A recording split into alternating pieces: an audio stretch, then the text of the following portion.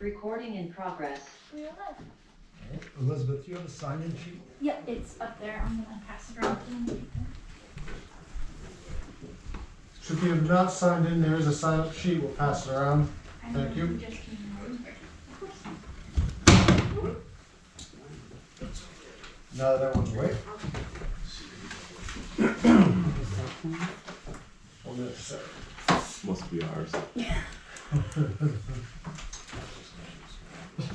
Sorry, that was burned.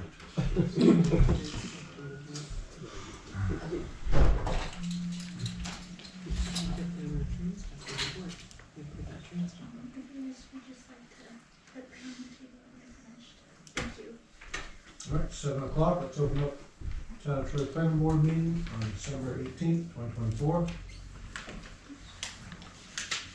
And we do not have any members missing, correct?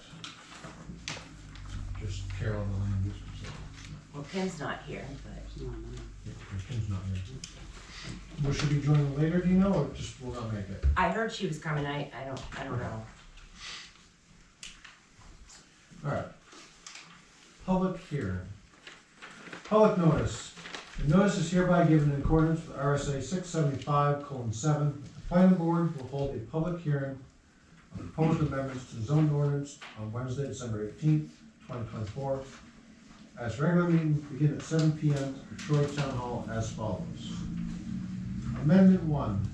Amend section 6 of the Water Resources Protection District to apply the conditional use permit criteria to uses other than the construction of roads, accesses, transmission lines, etc. Amendment 2. Amend Article 12F, Solar Energy Systems to 1, modify paragraph F4.b to allow access from Class 6 or private road, provided the selectman has granted prior approval, and 2, to modify the waiver language of paragraph F.6 to better clarify the conditions in which the planning board could grant the waiver. Amendment 3, amend section 6 of manufactured housing park ordinance to delete paragraph B in its entirety that prohibits the expansion of legally existing manufactured housing parks in order to be compliant with state law. Amendment 4, amend section 5.a of the manufactured housing park ordinance by referencing the current federal standards for construction and safety. Amendment 5, amend Article 3, general provisions, paragraph 1, to allow manufactured housing to be permitted either 1, in new parks in subdivisions in the rural district, or 2, on individual lots in any district where single-family dwellings are permitted in order to be compliant with state law. A full copy of the proposed amendment is available for review at the Town Hall during regular business hours. So,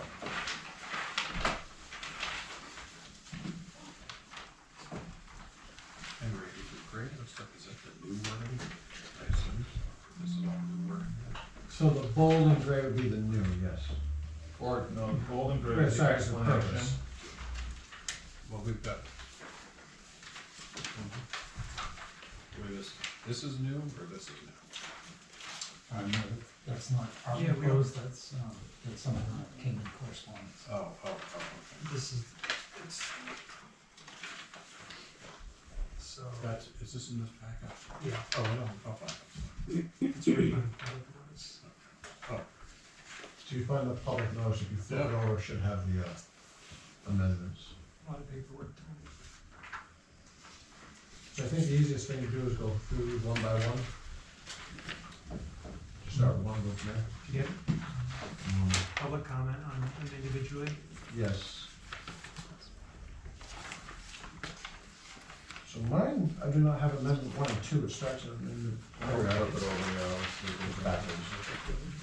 So amendment 1, amend section 6 of the Water Resource Protection District as follows. So, under B, conditional uses, a conditional use permit may be granted by planning board according to the procedure outlined in section 8 below for activities including but not limited to. Under 2, we currently have forestry and tree farming, including the construction of access roads for said purposes, and we're adding subject to the following. And then down under B3, we're adding item 3, new verbiage, other uses that are permitted in the underlying zoning district, subject to paragraph B through E above, my apologies. The purpose of this amendment is to provide additional guidance to the planning board for applications that impact the Water Resources Protection District. There should be a C over here. Thank you. You might have to squeeze through. Watch out for my books. My trip. Thank you, Dominic. Is there any public comment on amendment 1? I got. So what's the purpose of this? Amendment 1? The whole, you skipped over the public comment number 2. I missed the reason for that. So now you've got amendments you want to change. The town voted against the trailer park expansions. So We're talking about amendment 1, which is the Water Resource Protection District. Right, so what the purpose of these amendments is to allow the trailer parks to expand? This one has nothing to do with the trailer park. So why was number 2 skipped over? You changed the Are you order? talking about the agenda? Yeah, well, a little bit Because more. the Why am I public standing hearing here? is legally noticed for 7 o'clock, so you have to start at 7. You can't, so, public comment, normally, a call to order, public comment, you know, it's just kind of a, legally, the public hearing is at 7, so we're gonna start a public hearing. Okay, but I came down here expecting, you know, in this agenda here, expecting to hear that there's gonna be an appointment on of the board here. And the other stuff seems somewhat trivial, because the appointment to the board, in my opinion, is the most contentious thing and offensive. And you should deal with that first, for the people that have came here to talk about it, to find out what's going on. Because otherwise, we just hear rumors and stuff in town. And I'm speaking to the town, that the people that are being addressed here, we have many reasons to not want them on the planning board. And I'm not speaking for the town, I'm speaking for myself personally. And I hope that this all gets rejected, and the town voted for the trailer parks not to be expanded overwhelmingly. And now here we are hearing rumors out of control everywhere that they're gonna expand. Can we So, get back to our agenda and Yeah. go to a meeting? right, Sure, so, you want to- The issue is we Yes. have a legally noticed public Since hearing when? on amendments. I'm right, and then number selecting- 2, public comment on the I'm appointment. so each board that's in the town has a member it's not on But the board. rest of us are wasting our time, they're let's say not call me. In the last few meetings. Agenda is Because worded. Curtis is. It's a the- confusion. I can, It's confusing. I can Oh, clear it okay. up. You wanna clear it up? Yes. Okay. Appointment isn't they're being appointed to the board, they have an appointment with the board. Is They that have what an you, appointment with the board. To There's no speak with intent- the board, There's no intent to not put to this be gentleman appointed. on the board. No, no. Good, Jeez. thank you. Wow. sorry, I should have worded that in differently, I guess. Your wording was I think the word was fine. Okay.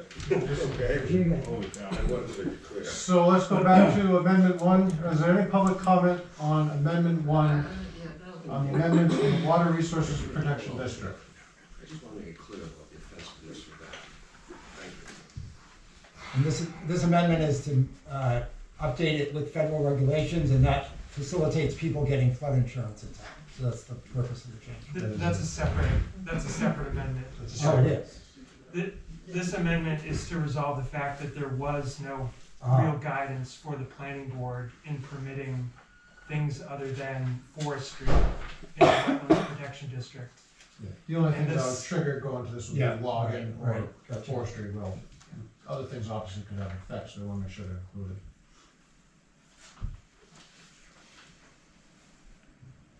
Any discussion from the board?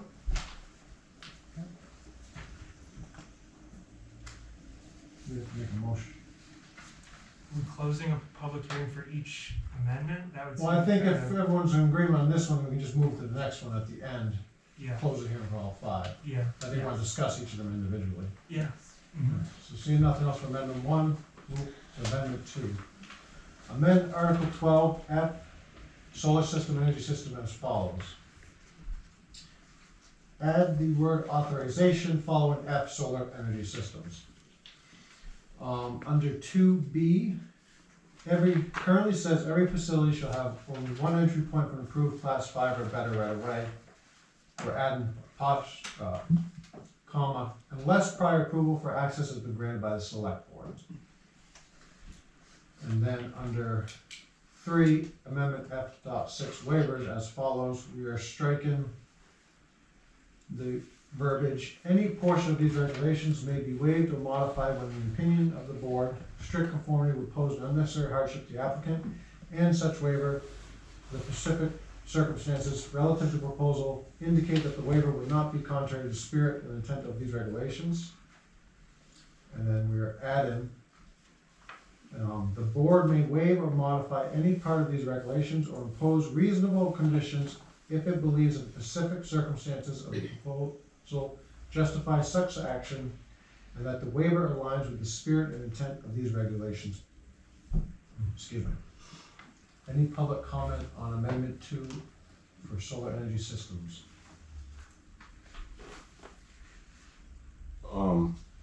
It's a procedural question.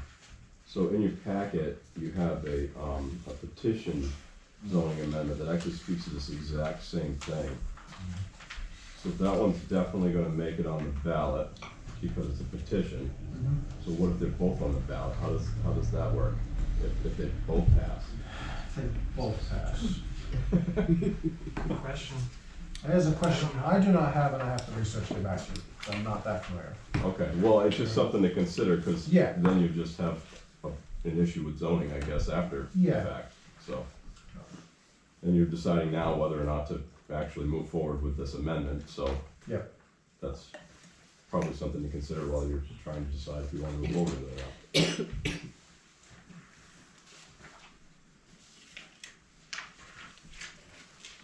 Would it be prudent to the board to look at the petition amendment so we see how it conflicts or works with this one?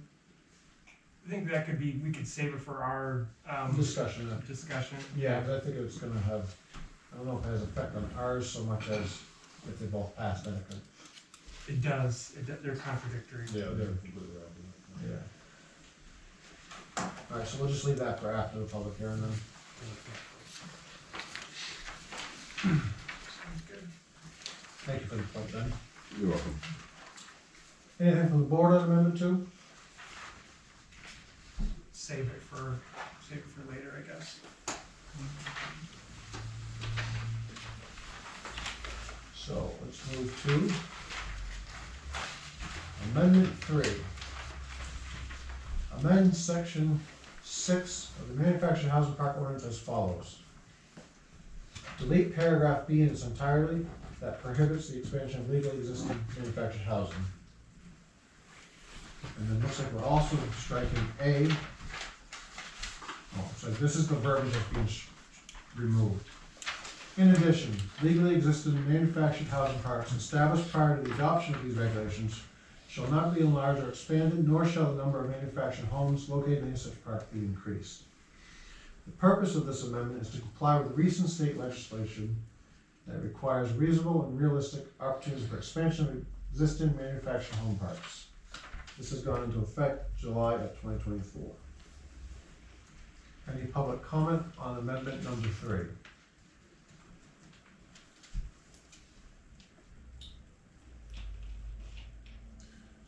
Mr. Chairman, I guess my comment would be, has the board determined whether abutters are properly seated to discuss or vote on issues for parcels they abut? There. I had asked that, there's a Supreme Court case law on that, and I'd asked that that was distributed to the planning board. In my mind, I thought it would be in the packets, but It is. regardless, they It got it. is Alright, in cool. correspondence actually, so So, I believe, I think I saw it. that takes me out, and it doesn't matter anyways, because you have enough people. But my concern is that going forward, we're not even supposed to be allowed to participate in that conversation.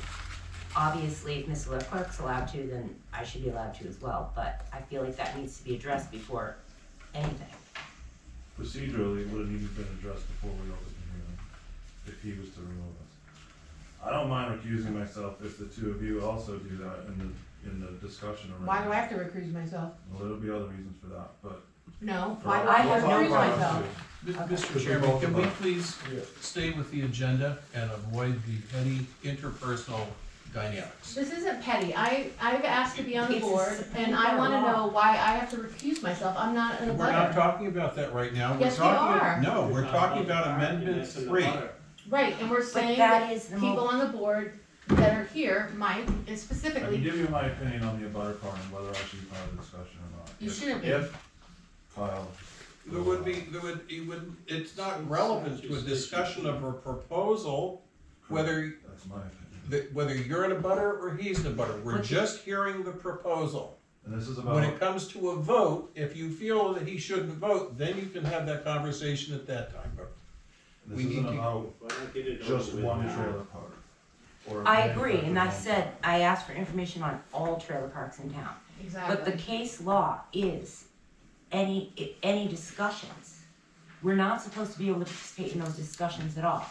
And I don't wanna open that up for later on, well, they weren't This is allowed a to hearing. discuss. There's nothing, there's no vote here. He didn't say anything. I'm not saying he did, but I'm saying in general, overall, I feel like that needs to be addressed. When we were When you made come to alternates. in a meeting where there's an issue of a recusal, when the recusal becomes relevant, which would be, he would be, and I'm only a member, has what you feel is a clear and obvious conflict of interest, then you would address that at that time. Not when you're simply reading the article. If he started to debate it, if he wanted to vote on it, and you felt that member was inappropriate to be voting or debating on it, that would be the time to bring it up, but not now. Okay, so then I'm allowed to participate as well Yes. in the I discussion. don't think anything, I don't think I denied anyone to State participate. statute says no. Mr. Chairman, I think Mr. Faxon's right, that assuming that the members don't speak to this issue now, the objection would only be relevant before the vote. I think that's accurate. I think that's Yeah, if reasonable. they vote on it, I think the issue is more voting on it than discussion. Well, it would certainly, if they should be recusing themselves, that would be certainly at the point of the vote, and then you can argue for a while about whether they should participate in the discussion or not, and what part of the discussion. But we're not there yet. I also think you guys, we saw a post on Facebook asking if there was anyone that wanted to be on the planning board. I don't know a lot of stuff, but I want to You're not participate in required the to town. know. You I don't- you know, don't train. and I'm just saying, we're being talked down to like we're morons, and I'm not a moron. I wanna participate in the town, and I wanna help, and so does she. So, I don't think anyone denied you participation. no, you're not, but I feel like he's talking down to me like I'm an idiot. I think You you are, just, you're not, So talk to me and say, Kim or Aaron, you guys don't understand I'm what's happening talking right to now. the chairman. Here's a lesson.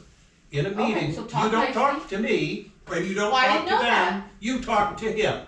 But So you're then- talking to me. I'm talking to him. Do you see how that's demeaning to me? I well, think, technically, the proper way in any public hearing is all questions and comments go through the chair. And so if I have a question about something, I don't look at him, I ask you. Technically, correct. Okay, so I wanna I be, I wanna typically know how haven't to do been it. very enforced that, because typically we don't have issues, but lately it's becoming more and more of an issue, we have to just go directly to that. I tend to allow people to have discussions, because I feel discussion is, on items is what this board is here for. But yes, he'd be talking to me, not to you, he's gonna follow. Okay, So, no, you've always been very kind, So- and I appreciate that. I mean, no one has denied anyone discussion tonight. If the issue of the vote, we can talk about at the vote, but right now we're only talking about the amendments as it proposed hearing. Sorry, what So, Kirk, that is- okay, thank you. did you have? We can take it up later, actually, it's probably fine. I just had a comment about the board and recusals. It's typically when it's a judicial, when they're acting in a judicial capacity, like there's an application on the table, not zoning amendments and things like that.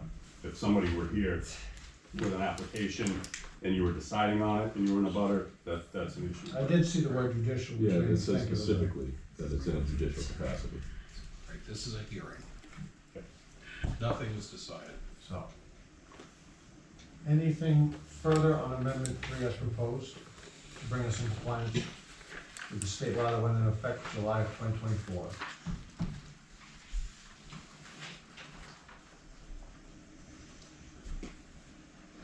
moving to amendment 4.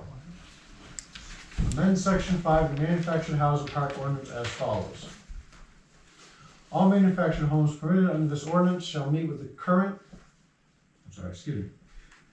all manufactured homes permitted under this ordinance shall meet, we're removing the word with, we're adding and we're adding current U.S. Department of Housing and Urban Developments, and we're mobile home construction and safety standards, and we're removing of 1978 or any subsequent revisions thereto. Purpose of this amendment is to ensure that all new manufactured homes meet the most current federal construction and safety standards. Ben? So the way HUD calls it now, it's manufactured housing, construction, and safety standards. That's language from actual 78, so I don't know if that's, I don't think it's been ticky-tacky, updated but since it's, 78. what's that? It hasn't really been updated, it's still with the 78 rule. No, it has been. No, it's been updated, 28. 2019 is the most recent HUD update, so. But no, when you look at HUD and you look for mobile home construction and safety standards, they now call it the manufactured housing, construction and safety standards, so. I know it's a little ticky-tacky, but. Probably wouldn't be right. Well, I mean, this article's primarily wordsmithing, it's better to, might as well get it right. Yeah, that's kind of what I was thinking. So what did you say it should be? Manufactured housing, construction, and safety standards instead of mobile home.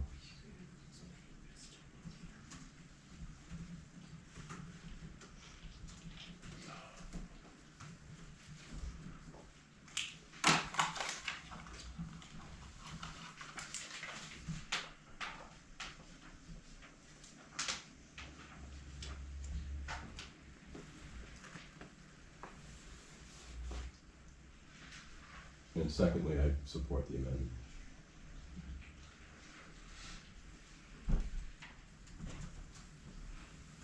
Any other discussion on amendment 4? Bringing the current standards listed in the park ordinance up to current standards, and any concurrent standards that change.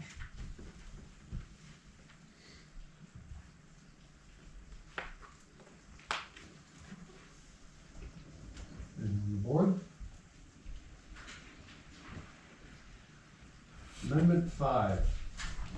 Amend Article 3, General Provisions, Paragraph 1 as follows. 1. Manufactured houses permitted. Currently, these manufactured houses permitted only in existing manufactured housing parks. We'd be removing only in existing. So it would read, manufactured houses permitted in manufactured housing parks or in subdivisions created specifically for manufactured housing in the rural districts, subject to the provisions of the Troy Manufactured Housing Park Ordinance and the Troy subdivision regulations as applicable. Or we could do it as 1. Manufactured housing is permitted on individual lots in any district where single-family dwellings are permitted. So those kind of two I have a options. question, Mr. Chairman. Is it the intent of the board to put both of these options before the voters to vote up or down? That was my understanding, yes, give them options. Well, what would you do if they both passed?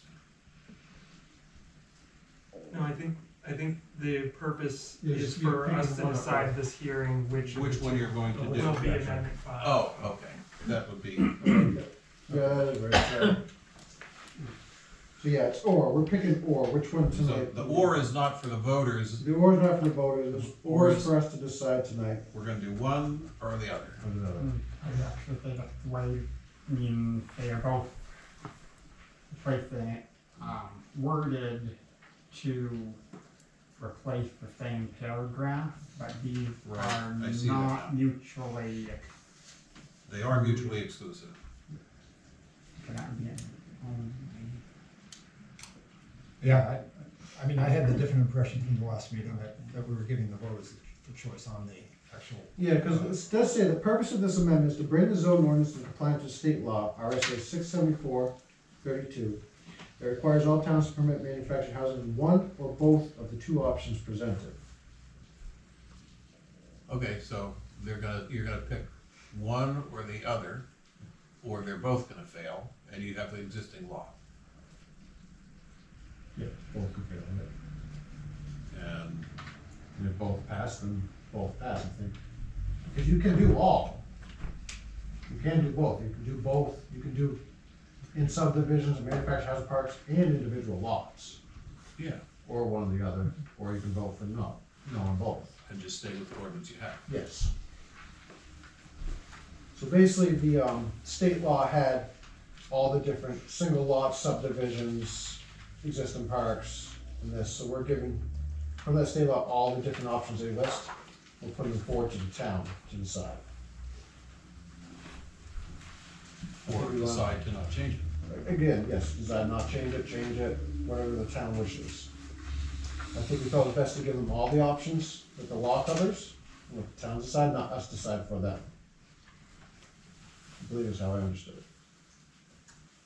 Hi, on the single lots, Mhm.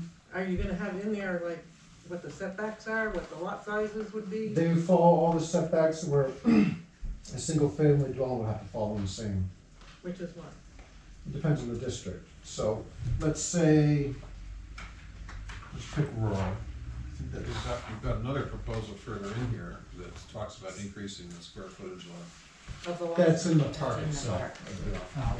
For the rural district, it would be subject to the same lot and yard requirement that any other, single-family home or other structure. Each lot having a minimum area of 2 acres with at least 200 feet of contiguous frontage. No structure or parking area shall be located closer than 35 feet from the edge of an approved right-of-way, nor closer than 20 feet from the side and rear property lines. What about on a commercial zone? What about a commercial zone? Like the business highway, the highway. Well, if this passes as written, you can put a trailer in the highway commercial zone, but you can't, anywhere single family dwellings are permitted, so single family dwellings are not permitted in the highway district. That would be. It says highway business district, any principal use authorized in the village district, single family housing is allowed in village So you district. could put, but you couldn't put a multifamily in a highway district, but you Correct. could put a trailer there. You could because it would fall under a single family dwelling requirements. Which lot and yard requirements for the highway business district. Lots having access to town water and sewer have a minimum area of 1 acre with at least 100 feet of contiguous frontage. Lots with on-site septic and water shall have a minimum area of 2 acres with at least 200 feet of continuous frontage. No structure parking area should be located closer than 20 feet from the edge of the approved right-of-way, no closer than 20 feet from the side of their property lines except for the following. This kind of covers more business that abuts the residential. The next two standards are for business that goes next to residential, not a residential for residential. So all the, if you went on the town webpage, it would have all the ordinances, and it breaks down the different districts, and it has the lot setbacks and all that for single family dwellings, and the ones that permitted them. Okay. So, we have the same requirements setback wise as a single family dwelling, but their building standards are to the manufactured housing construction standards, not to state building code standards. Right. So there are two different standards there, I think they are pretty close now how they grade. Two questions. The first one is, so there is a potential where you might put both of these on under an amendment 5, and it would be a choose one? Is that a potential that you guys might decide to do? I believe there's one or both of the options. And Or choose none, you have to do what you choose none. Well, that's what my question was the. Because the state says all or both. No, I think either one of these or both of these would actually likely solve the, comply with the law, right? So, but I guess for me, it's a technical, more procedural question. Is it legal to put one or the other up there? So you get up and you have to vote for one or the other. Is that? I don't believe that's how it would go to ballot. I believe it would go to ballot as two separate amendments. Again, this would be something that we usually rely on Carol to do the formatting for. Well, because I know, like, if we had multiple people running for a seat, for instance, and there Right. was, 2 seats available on this board, and there was 5 people running, all those 5 people would be listed and would say choose 2. Right. Right? And in this situation, is it legal to put this on and say choose 1? Well, that was my question earlier. I know, yeah, that's But kind of I'm why I trying was to going figure back to out, that. as if I'm an average voter and I'm not here tonight and I'm not gonna read about this on Facebook and I'm not gonna think about it a whole lot and I'm gonna come in to vote and I'm gonna look at this ballot.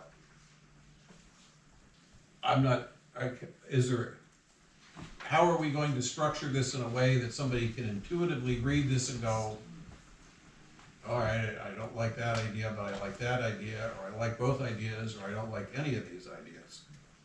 The legislature did not pass a law that said you have to change your zoning and you have to vote for it.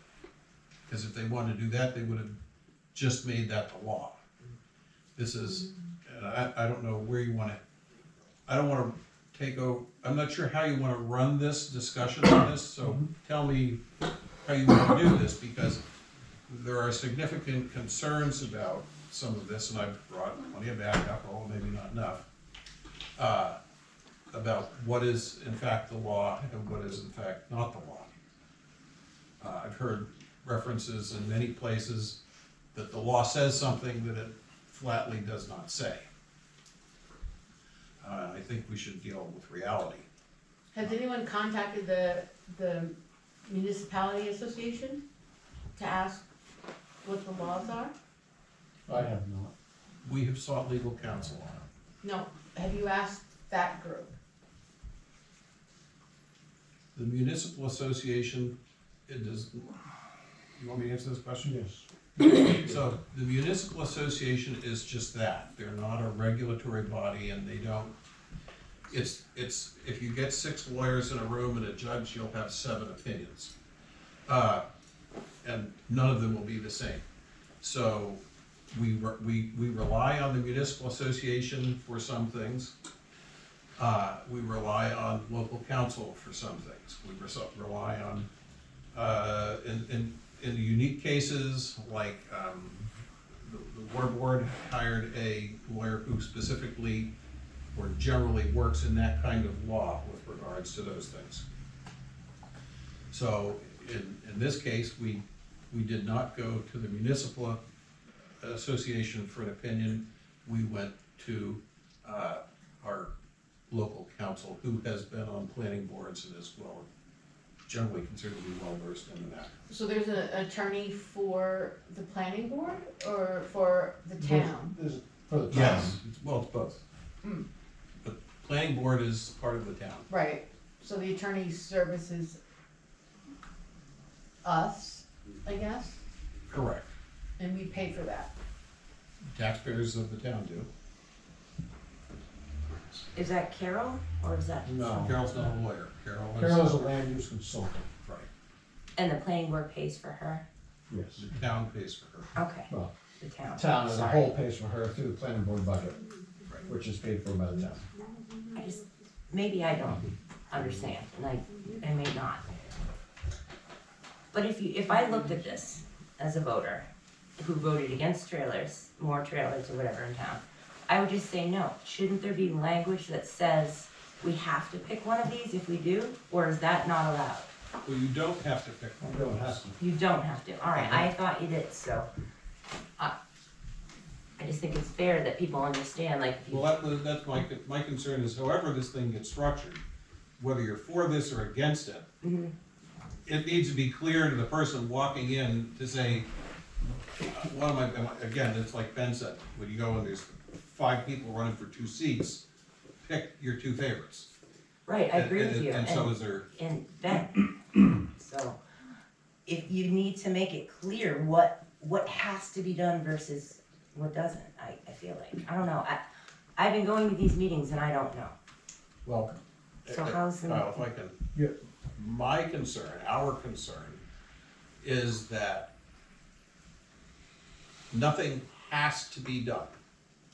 We are choosing to do this because we think it's the right thing to do, and it takes us in the direction that the state is anticipating. But I can assure you, this conversation is not being had in Nelson, Surrey, Harrisville, and similar towns, or Amherst, or Bedford, or Hampton, or Seabrook. They're not having a big internal kerfuffle over their zoning on how they can amend it to accommodate more mobile homes. This is a choice that we are making, a perfectly reasonable choice, but it needs to be understood that there is not a have to. We don't lose state funding or something if we don't do this. I thought we had to make these ordinance changes. We do not. Oh, Why don't you just make it 2 different amendments? Well, I was debating that, and I think some of the verbiage needs to be a little more clear too. Make them say yes or no on either, or don't vote on either. Right, you could vote each, you could vote each one individually, so one could pass, one could fail, or they could both pass, or they could both fail.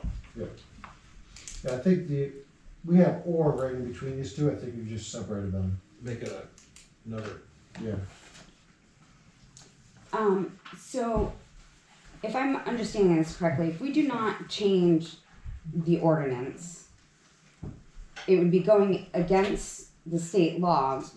There's nothing in the state law that says you have to make a change, and In the ordinance, correct.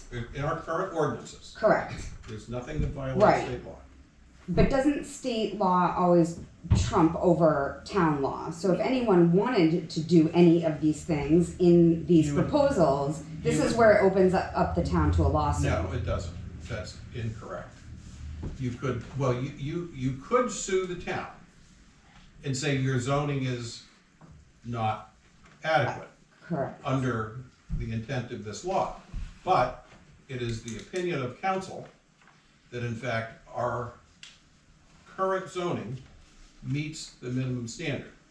Understand that the law that we're referring to, 674:32, there are towns in this state, some of which I just named, specifically do not allow any kind of trailers anywhere ever at all, no matter, we don't care how cute it is. That is what that law is addressing. I'm more concerned about if it's ever taken to Supreme Court, who's gonna win? Are they gonna say whoever wants to build the trailer parks is gonna win because it's state law, or are they gonna win because it's town ordinance? You're 7 chess moves ahead. It wouldn't be just this town. And you're 7 chess moves ahead of where the situation is right now. And what the you have no one in this room has any idea of what the Supreme Court will decide on anything at any time. so Kyle, at the Chairman? last meeting, oh, sorry, you first, go ahead. It seems like we're getting into deliberation Right, yeah. rather than public hearing, and I was wondering if we could Yeah. proceed with public hearing. But at the last meeting, we were told that we had to make these changes or we would be in violation of state law and we could be sued and there was gonna be all kinds of stuff bad would happen. So Dick is saying something completely 160, 360, whatever, 180 degrees different than what was said at the last meeting, right, Kyle? Do you remember that? Well, I can pull up the, yeah, well, the shall not allow expansion is the big content we all had. These were put It forward. was the concern. Yeah, it was concern, yeah. These are brought up in the law, so we just figured, let's just get everything out of the way, put it before the town, clean it. We'll give everyone the option here. And just so we're all clear, I'm not making an issue with putting them before the voters. Yeah. My concern is formatting them correctly, number one, so that the voter can come in and the way that these are structured in the hearing, which is okay for the purposes of the hearing, is not how I would want to see them on the ballot. Correct. I mean, not the wording, you should be able to go down and vote yes or no on each one individually. And be clear on what you're voting for. That's my concern. I believe that's what Carol's intent was. Okay, well, But she's obviously not here. she's not here. Did she write these or did we do? Kyle, is the state law we have to allow expansion in existing parks? Period, because that's what's been being said. Yeah, it's deliberation, I would think. Yeah, that's on a different amendment, so I guess when we get deliberation, we'll go back to that. what, I'm so confused. So hearing is not deliberation. No, public hearing. So this is, Oh. so this is for the public to give input on these. And then when we close the hearing, whatever, then we'll move into deliberation as a board. Got it. That's what you were just bringing up. Okay, got it. So this She's is, had her hand raised for a long time. That's okay, I feel like I'm in school. So Could you identify yourself, please? sorry, Kim Chafee, Yeah. High Street, Troy. So my question is, I've tried to do some research on this, not really understanding all of what, the way I thought Dick described it was how I had read it. But the townspeople, I mean, what I've seen on Facebook, everything states it's a law, we're in violation, we're going down the tubes, we're just gonna go, straight down. How do we educate everybody in this town? Because we had a vote, and it was, pretty much unanimous that we didn't want to do anything with this trailer, the trailer park law, we didn't leave it the way it was. How do we make sure that, by the way that's written, it sounds like you have to choose one or the other. There's no explanation in there that says we are doing this as a courtesy. It sounds like not a law. I know you don't have. I don't have Yeah, big. you don't have in the amendments. There is a brief explanation for each one, and the key phrase is, this amendment brings the zoning ordinance into compliance with state law according to, and then we cite the statute. But are you gonna put that on the ballot? Yes. And then explain that it doesn't have to, it's not a law? I mean, I don't, Is this public hearing or is this comments? I don't know, I'm so confused. so for our public hearing, because we're on amendment 4. And Herb has had, Ben has had his hand up as well. So, Dick is right in one aspect, and I would disagree with you wholeheartedly in whatever your attorney told you. The town doesn't have to vote for this. You don't have to change your zoning, but that doesn't change the fact that your zoning will now be not in compliance with state law. And New Hampshire is not a home rule state, so the state law is the preempting law. So when the law says you shall do something, and your zoning is not in compliance with that law, you do open yourself up to some sort of litigation. If somebody came in and they wanted to put a manufactured home on an individual lot, and we hadn't decided one way or the other, and we were out of compliance with the law, and they wanted to take you to court, that's the road you have to go down. So, and I think it leaves the town's nose open for exactly that situation. Yes, we can, they can vote it down, but you're not gonna be in compliance with state law, and state law is gonna be the prevailing decision when you get to court. It's called preemption. The ordinance currently reads as only in parts. Correct. So that would, Anything new would have to be on a park, or a manufactured home community or some. So subdivisions for manufactured homes, so we're trying to have half of it already in place. We just rely on our subdivision laws or our subdivision regulations to tell us how those manufactured housing subdivisions are going to be laid out. Right. So that is actually in place. So there's that one piece, but you gotta select A and B, or C, or A, B, and C. And so in the A and B, you have new parks and subdivisions for manufactured housing, or you have C, which is on their own individual lots, or all three. So that's what the public needs to understand. I feel like if they at least know exactly what the law is and how this all works, and they want to then decide to vote it down, because they say we'll take the risk, then I mean at least you've given them the proper information before they decide to vote it down, because it is the law, Kim. So that's. So here's what the law says. This is 674:32. A municipality that adopts land use control measures, that's called zoning, shall allow in its sole discretion manufactured housing to be located, 1, on individual lots in most, but not necessarily all, land areas in lots in districts zoned to permit residential uses within the municipality. Or A, 2A, in manufactured housing parks as defined, RSA 205A:1, in most, but not necessarily all, land areas and lots in districts zoned to permit residential uses within the municipality. And B, in subdivisions created for the placement of manufactured housing on individually owned lots in most, but not necessarily all, land areas and lots in districts zoned to permit residential uses within the municipality. And 3, in all 3 type locations. So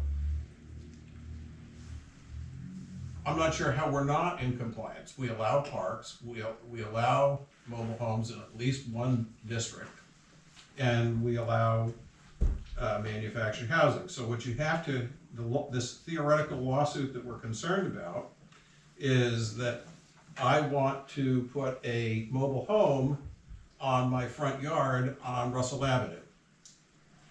And because we now have a rule that says I have an ADU by right for another dwelling unit there, I can do that.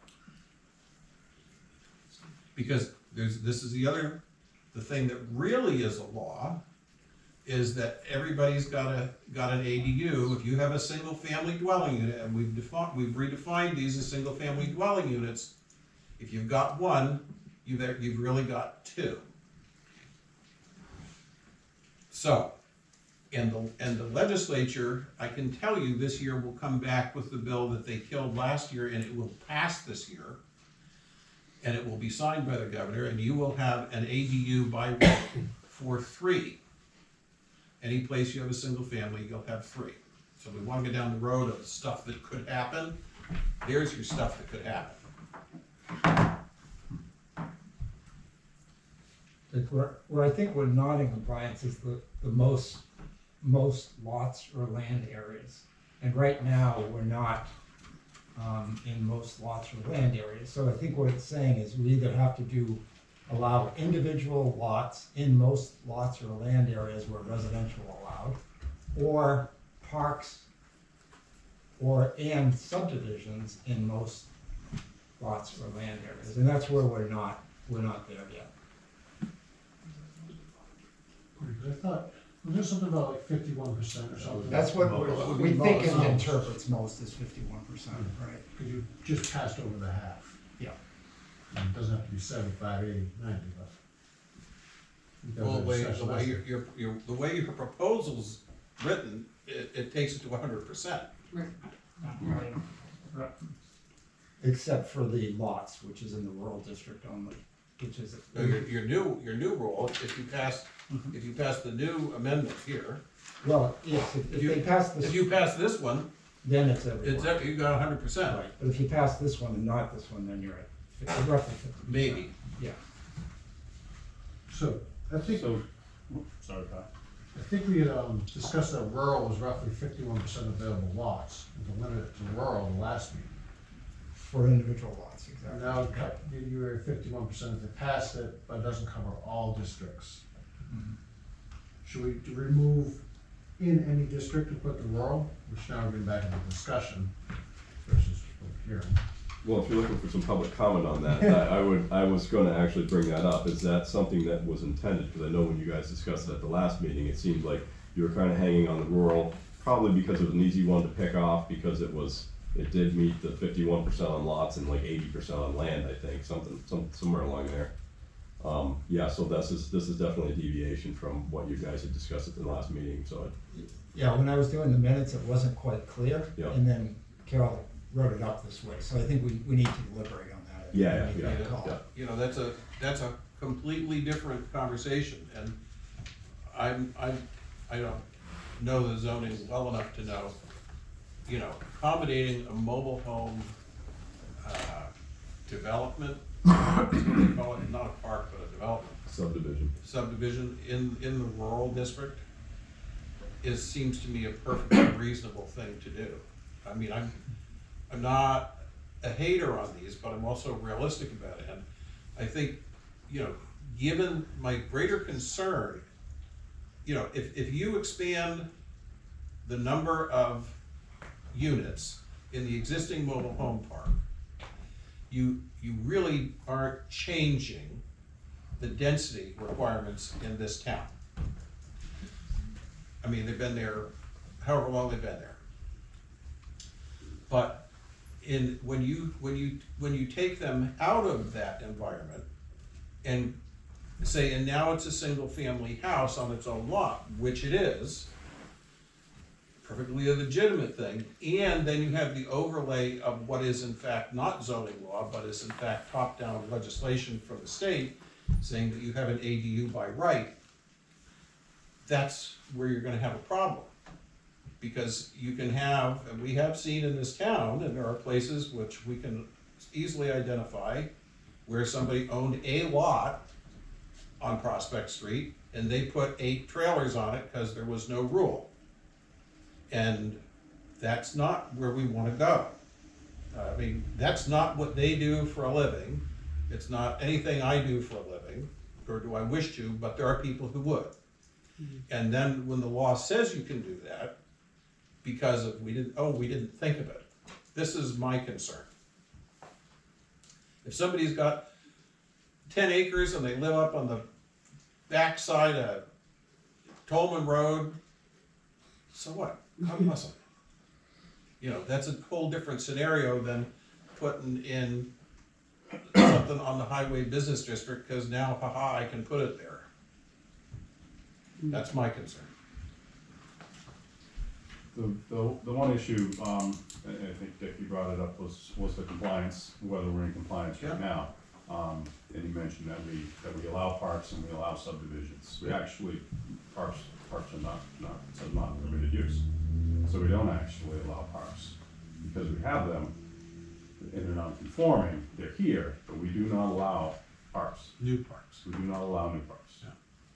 So, and that's the rub on, because that's what's in conjunction with the subdivisions.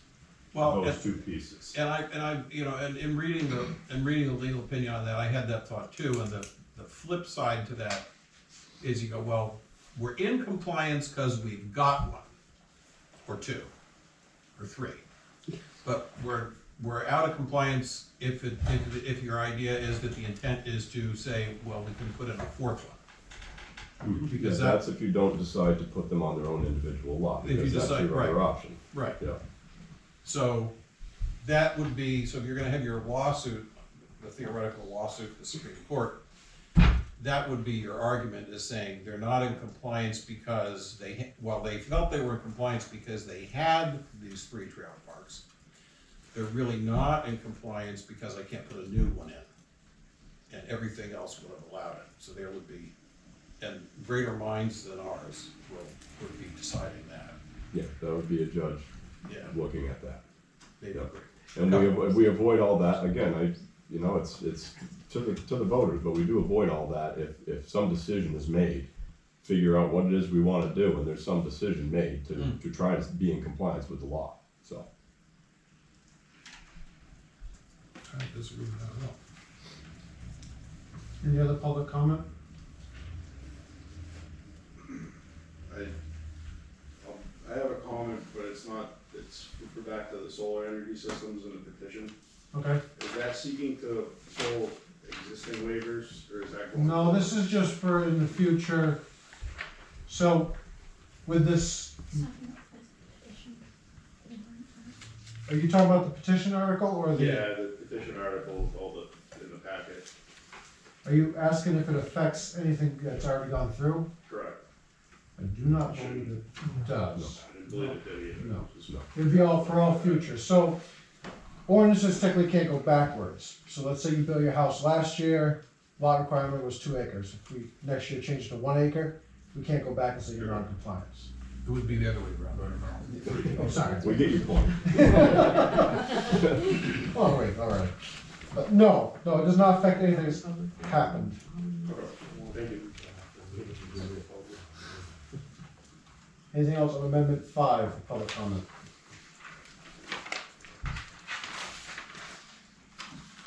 Nothing else?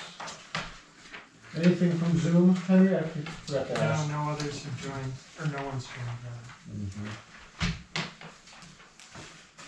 So we want to close public hearing, move to deliberation Yes, please. at 7:54.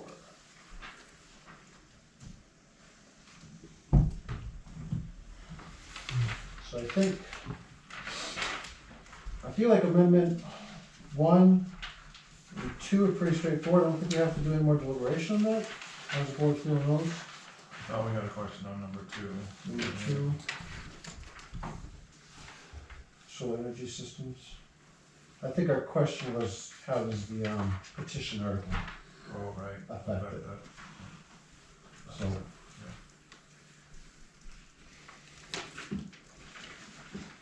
I don't know how that affects whether or not we decide that we've done.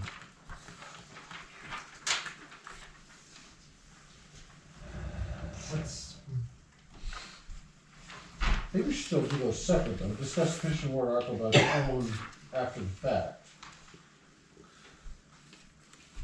You know it. I agree to extent, but it does directly affect it. Like if we move forward with it, and the petition article automatically makes it onto the ballot. Mhm. Well, if you put them both on there, then people can decide which one they want, right? Well, that's kind of what I was thinking. I mean, we can. If it gets crazy and they both pass or they both fail. Well, then.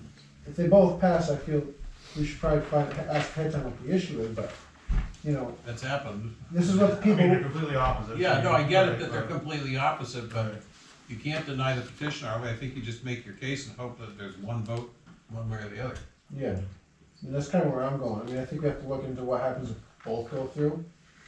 I don't think you can. I don't think, the only option for this board is to put its addendum, the petition article is going on the ballot. Yeah. That's a done deal. Right. So if you don't like it, or you want the other one on there, you put yours on there and you make your case. Yeah, and see which one the town people want. Right. Which kind of comes down to how most of them are. You pick the one the town wants, or the individual. Well, that's why people vote. Did you have your hand up? Sorry. No, it's in my head, sorry. Good catch though. Some movement. Okay,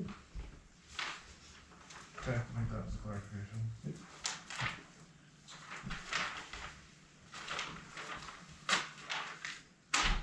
So, amendment 3, do we have anything else to discuss on that one?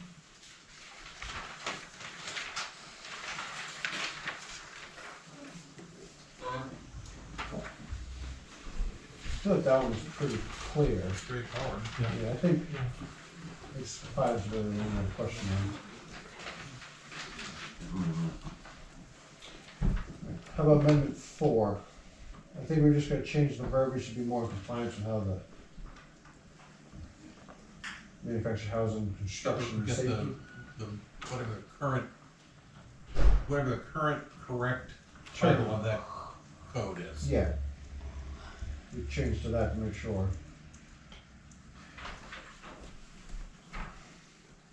We crossed out any subsequent revisions there too. We want to keep that because anytime it changes, we'd be staying Yeah, current. I question. Because crossing that out means it stays to, 2019, and that's the last No, one. but keeping the word current there, then Right. whenever new one is adopted, we have to be a current. Oh yeah, because we added current up top, that's why I removed that last sentence, so. Current US, okay. So we're good there. Who Anything else? told you to drop the preposition, just out of curiosity?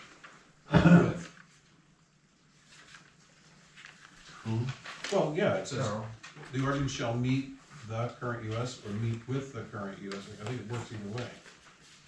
It's just to shorten it up.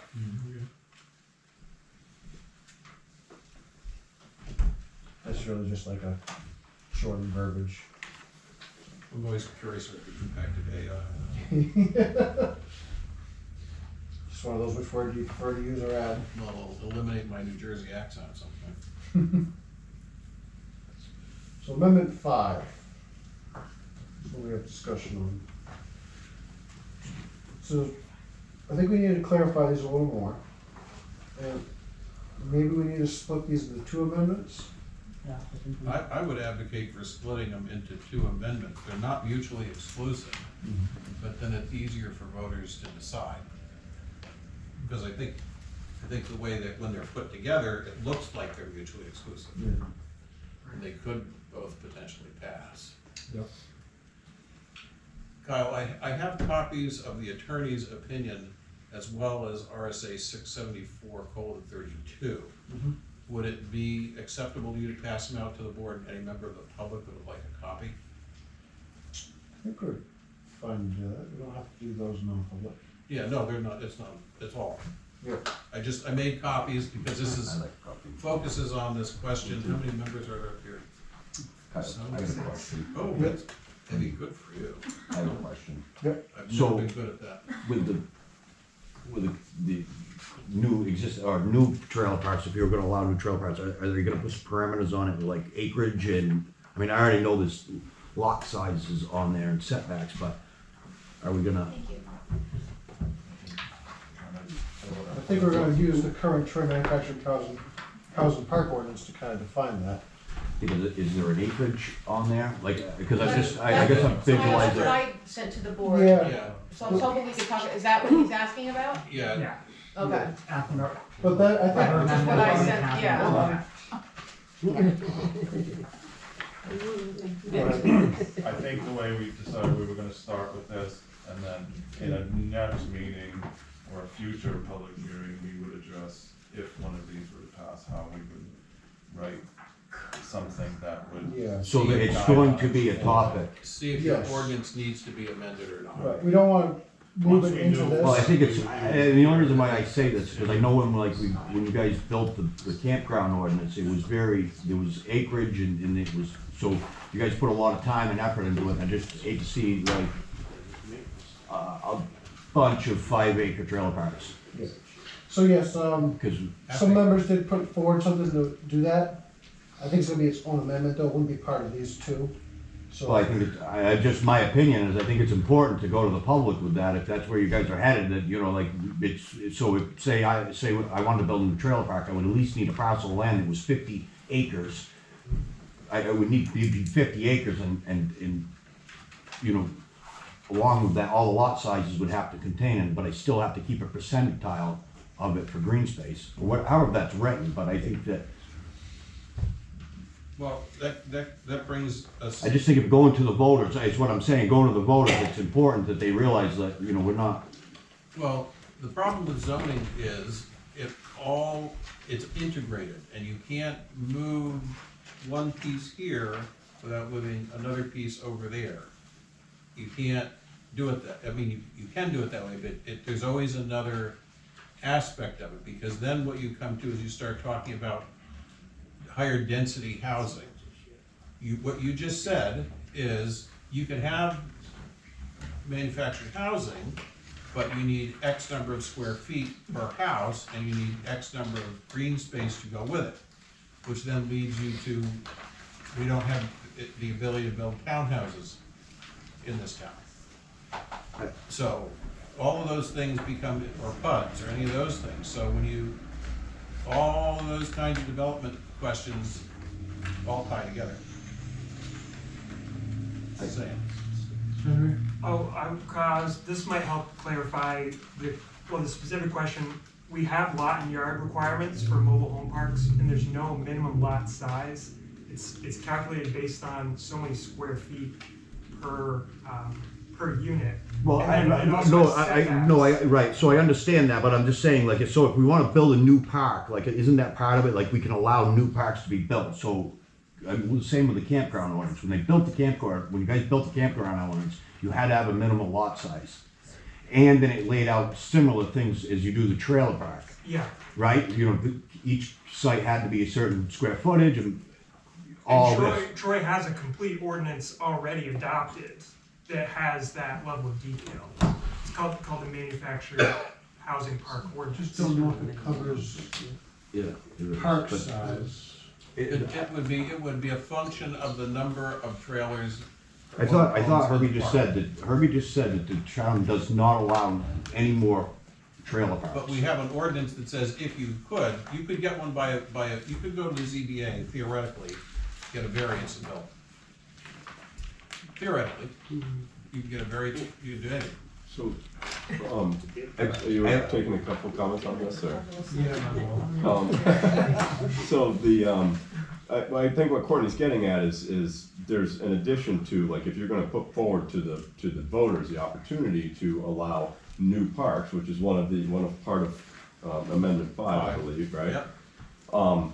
He's concerned that you don't have additional provisions for a new park, because existing parks, they already have, X. They're already there. You know? Right. So the new park, if you don't have any parameters for starting a new park, what's considered a manufactured housing park is 3 or more units. That's it.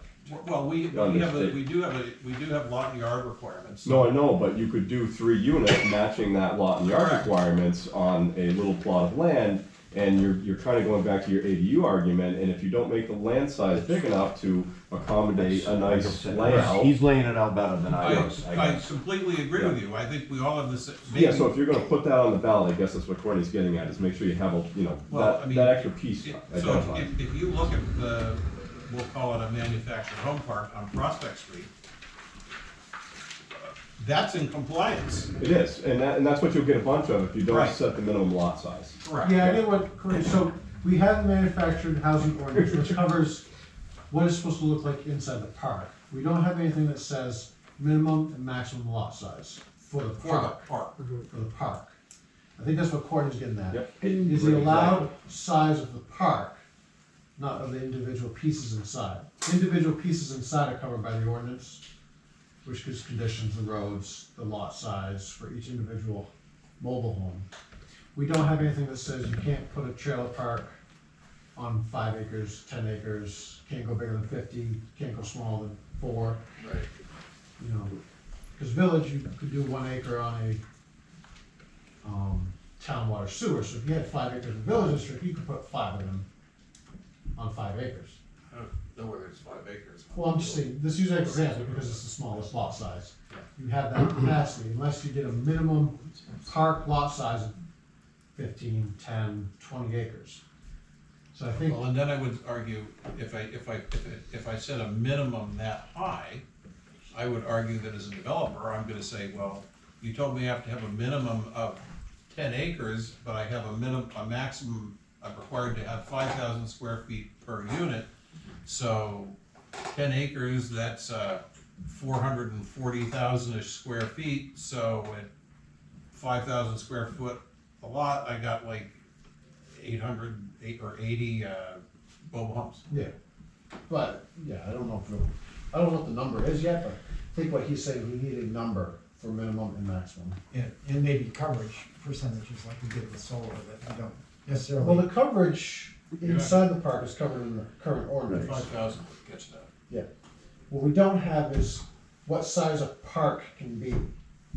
I think you need a minimum size for the massive land. If somebody wants to build a trailer park, they gotta have a certain massive land. It's only gonna be, so. Yeah. I'm just gonna clarify that we were trying to get this on to digest it in small Oh, I agree with pieces, you. and then once we got Yeah. through this portion of There's it, also a the next site goal was to plan. start modifying the ordinance in case one of these made it. So how it's written right here is not how it's getting put on the ballot. For just this, but then this will refer to whatever a new, like, that was my understanding of that. We So would we have- start working with some of the paperwork that you drafted to create an ordinance to capture Yeah, we this. have that coming up. You know what I mean? Like, this was, All right. this is gonna be a multiple, So it's gonna be talked about. I guess this really was the question. Yeah, Is it gonna be talked public about? hearing. Okay, Yes. that's, Some of the members have already worked on either adjusting the current manufactured park ordinance, or we could create. if I remember correctly, we had decided whether we would save it until we had something else, or we would throw it on here to get it out of the way. Yeah. And we decided to throw it on here to get this portion of it out of the Yeah. way, Get that portion taken care of. before moving to digest the bigger piece. Kyle, I think I didn't see, someone had a hand up back there? I'm sorry, did I miss a I hand? thought this was board business, I thought we were all done as the public. Yeah. Quick question, has everyone actually read this on the board? I don't know if it got forwarded to everyone. No, This is the first first time I time saw we it. went into Okay, maybe everyone should just quickly, it's not that long, read what he wrote. Cause I'm quite surprised by it. And I'm I think the shocked board by would be this. quite surprised by it as well. So I think one of the major responsibilities of the board, and this is what I think we'll say, is that we provide residents an option that would meet the requirement of the suggestion of the state. It's not for us to decide that, it's for the residents to decide it, but as a board, we should at least make an attempt to offer residents a way to be in compliance with that. I mean, that's all that's really happening here. We're not deciding for the town what happens to the town. We're just trying to offer an attractive way for the town to become or be in compliance. I think to her point earlier though, that was just done less than 8 months ago. And the town's attorney clearly disagrees with just about everything that's been said tonight, which, you know, again, I don't know if anyone, I don't know who has seen this document, but I certainly didn't until right now. We were also told at the beginning that if you put 7 attorneys in a room, they'd all have different opinions. But this is the one the town This was is the supposed town to attorney. follow. And this is what I was trying to ask you about earlier, Kyle, is that the information he's giving us is completely different than we've had for the last 2 Right. meetings. I'm shocked that this is the case. Yeah, and I didn't have this before. And the other thing is, you get different opinions from everyone. How do we decipher it? Do we make a decision and not bring anything to the townspeople? Or do we put stuff to the townspeople, let them decide? This was brought up early in the year, just before the House bill passed, and we're like, we need to cover this because this could be substantial. I didn't have legal comment on this until, I believe it was Monday. And I didn't even see it until this morning because I didn't check my email. Did we get it emailed or something? I haven't checked my email. I emailed him a month ago. Yep. A month ago. He just finally replied this past week, I guess. Got it. So, we did, board not have this when we were working on this. Right. But I still feel, job of this board is put stuff for the town to decide. I don't think it's our decision to decide what to put before, decide for the town. Now, as a for example though, this document would indicate that the statement to bring something into compliance with state law Yeah. should be probably stricken from the amendment. If town's council believes it is compliant right now, I don't know that making a statement to the public that this is required to bring it into compliance is a reasonable. My only question I would ask him is, unless I missed it in here. He does not cover, so in our ordinance it says, legally existing manufactured housing parks established prior to the adoption of these regulations shall not be enlarged or expanded. Which was not, I don't see that he covers that portion in our ordinance. He covers the other portions, which I agree No, with. he does.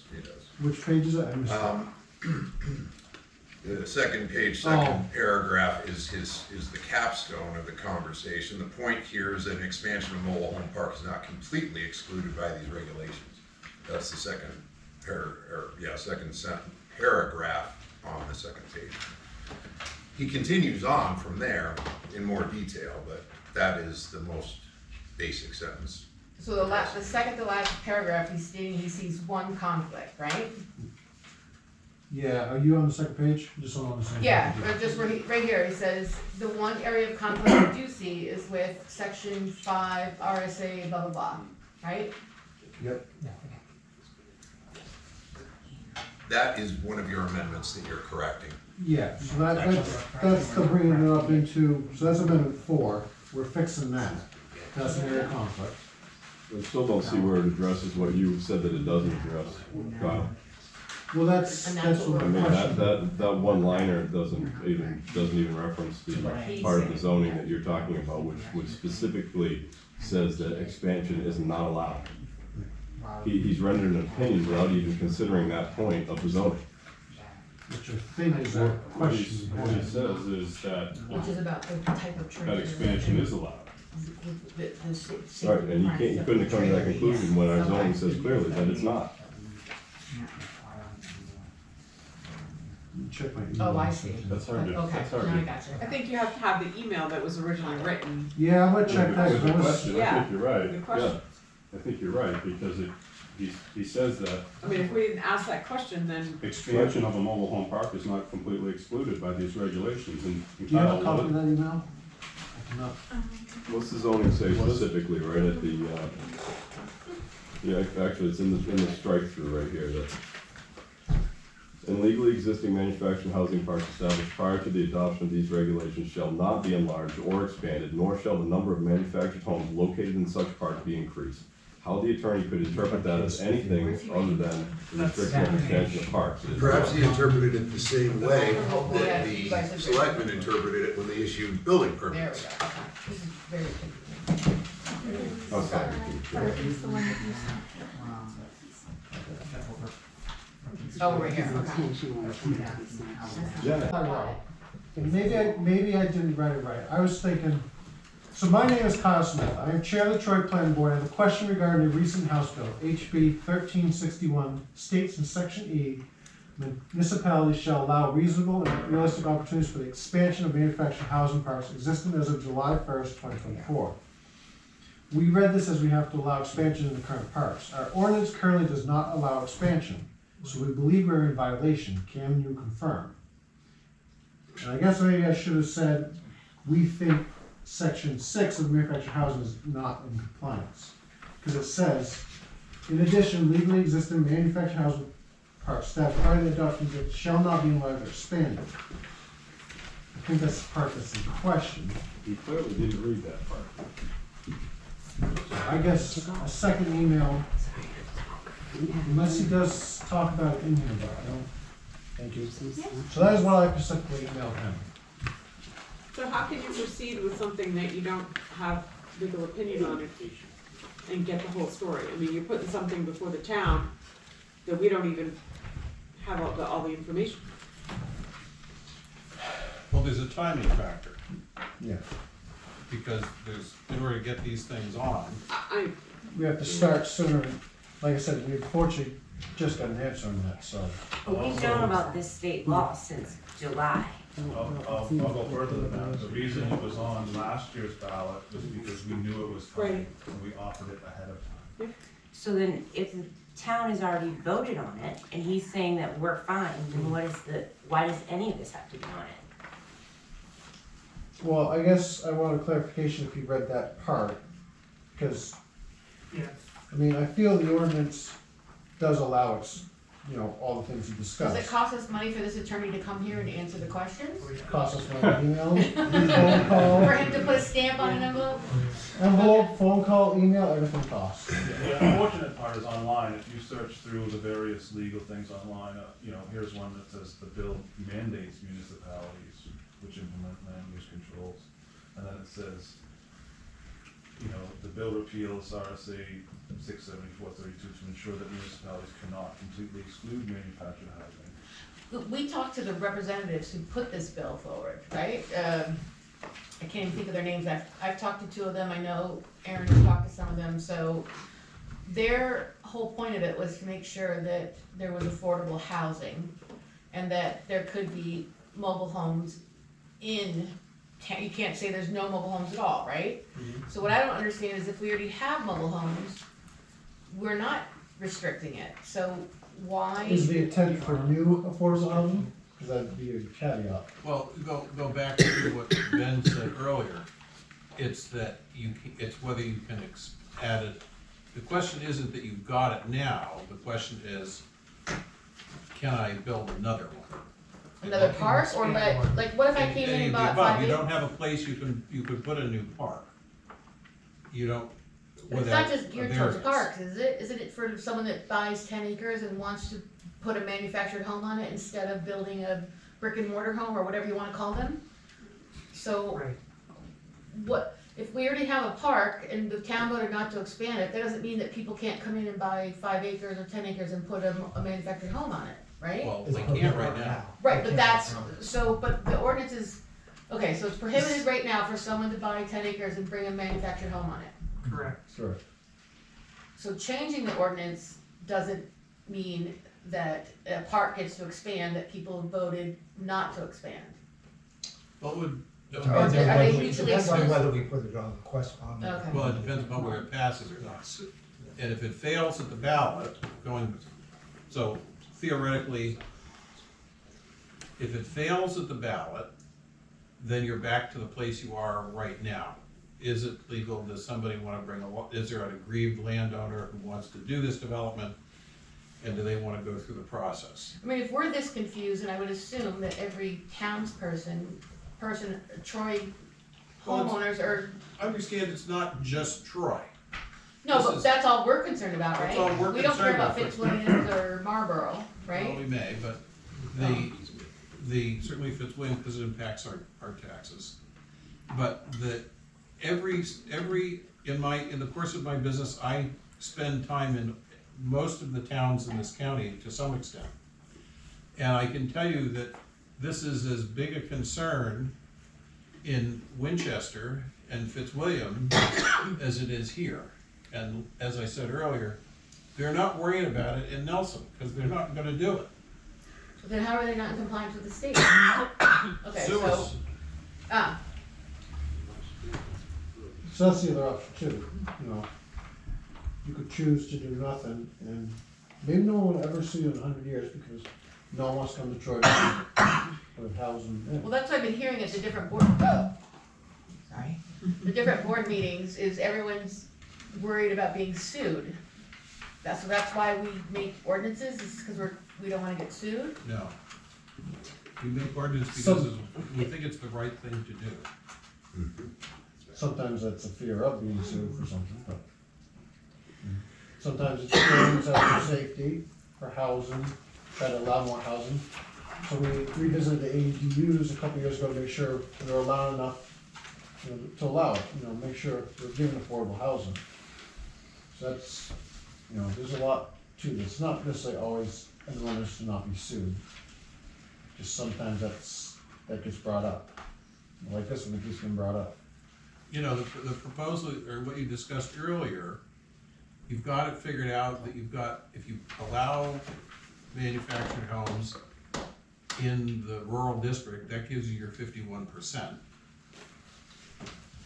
It would be difficult for someone to make a reasonably verifiable argument that Troy did not have enough low-end housing compared to other towns in Cheshire County.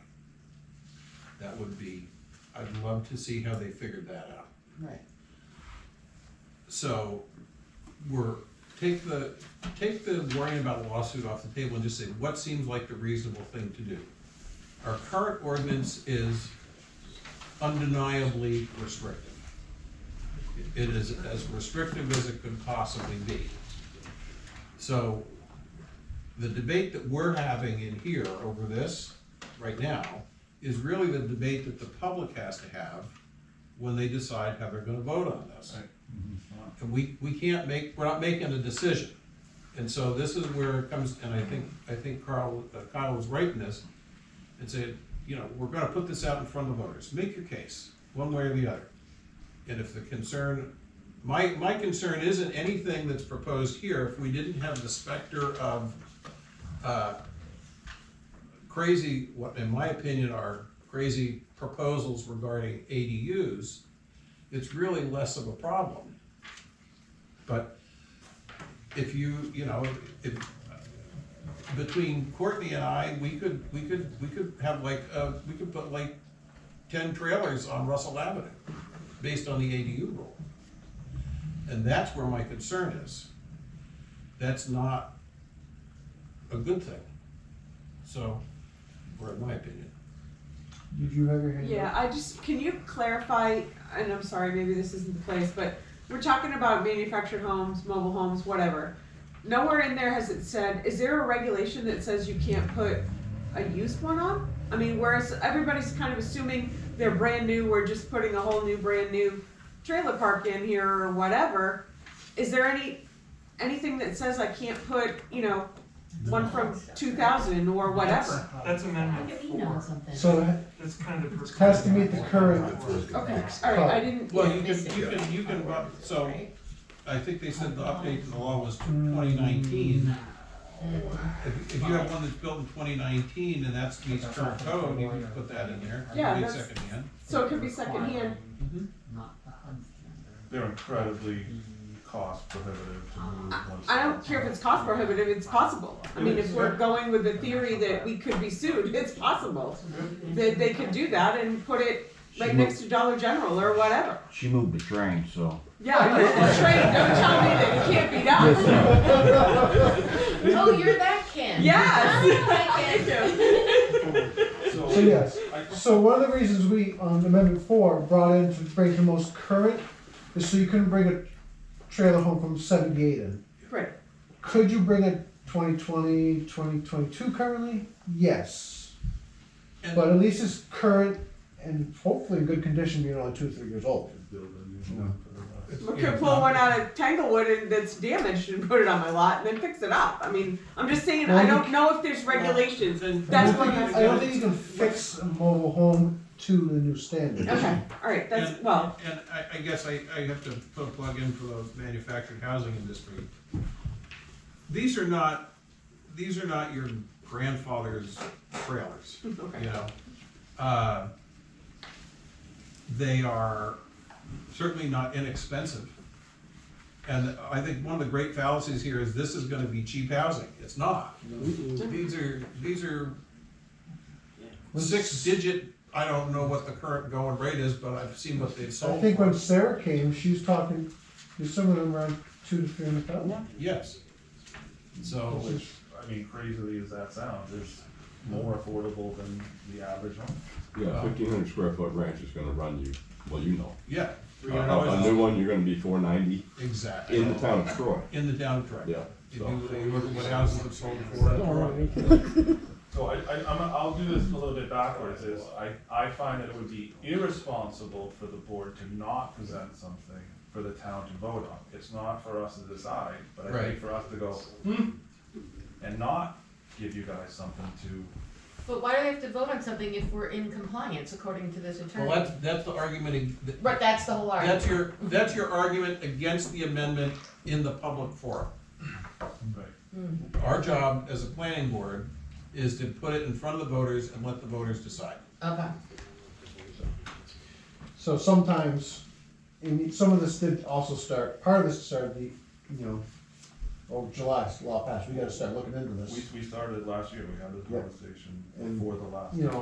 So why haven't we already put it in front of the voters? We did. Right, that's what I'm saying. We So did a why very is it simple one coming last back? year. You can vote it down again, this isn't like a. This will be the third year. Right, so we're just gonna do this every year? It just seems to me to be, they've said how they feel, the voters, That's legal. and wash it, be done, right? The Is that allowed? difference though is last year, the state law wasn't effective. It And wasn't now in it effect is. yet. This We is were the trying to be first town preemptive, meeting where the state. Cause we thought, okay, we're gonna not be in compliance, let's be preemptive, maybe we'll get out of the way, not have to touch it. State law passed, we're like, okay, we also voted down, well, let's look at this, what do we gotta do? Also, planning board, we have to try to look at ways to make sure we can supply housing to new people. Make sure we're allowing growth, whether it's ADUs, manufactured home, modular, single family, apartments.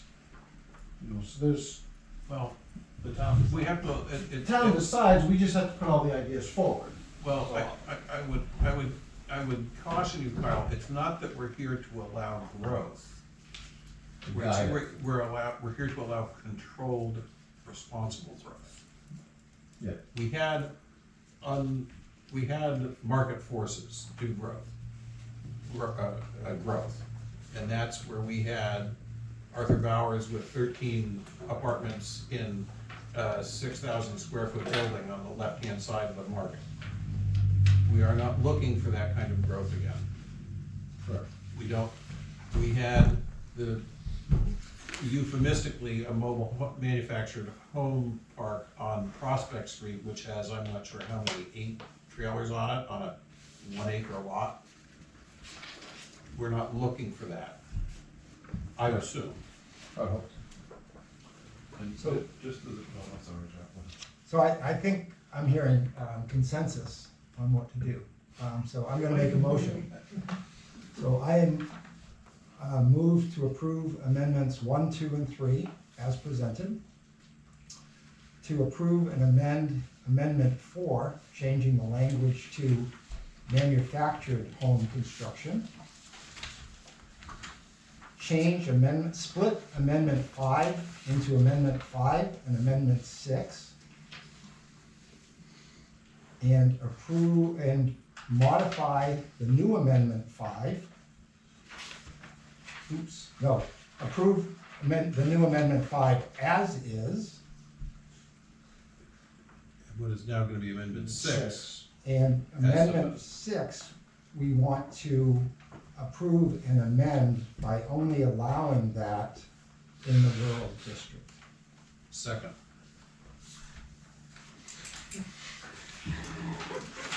Any discussion? You get that, Evie?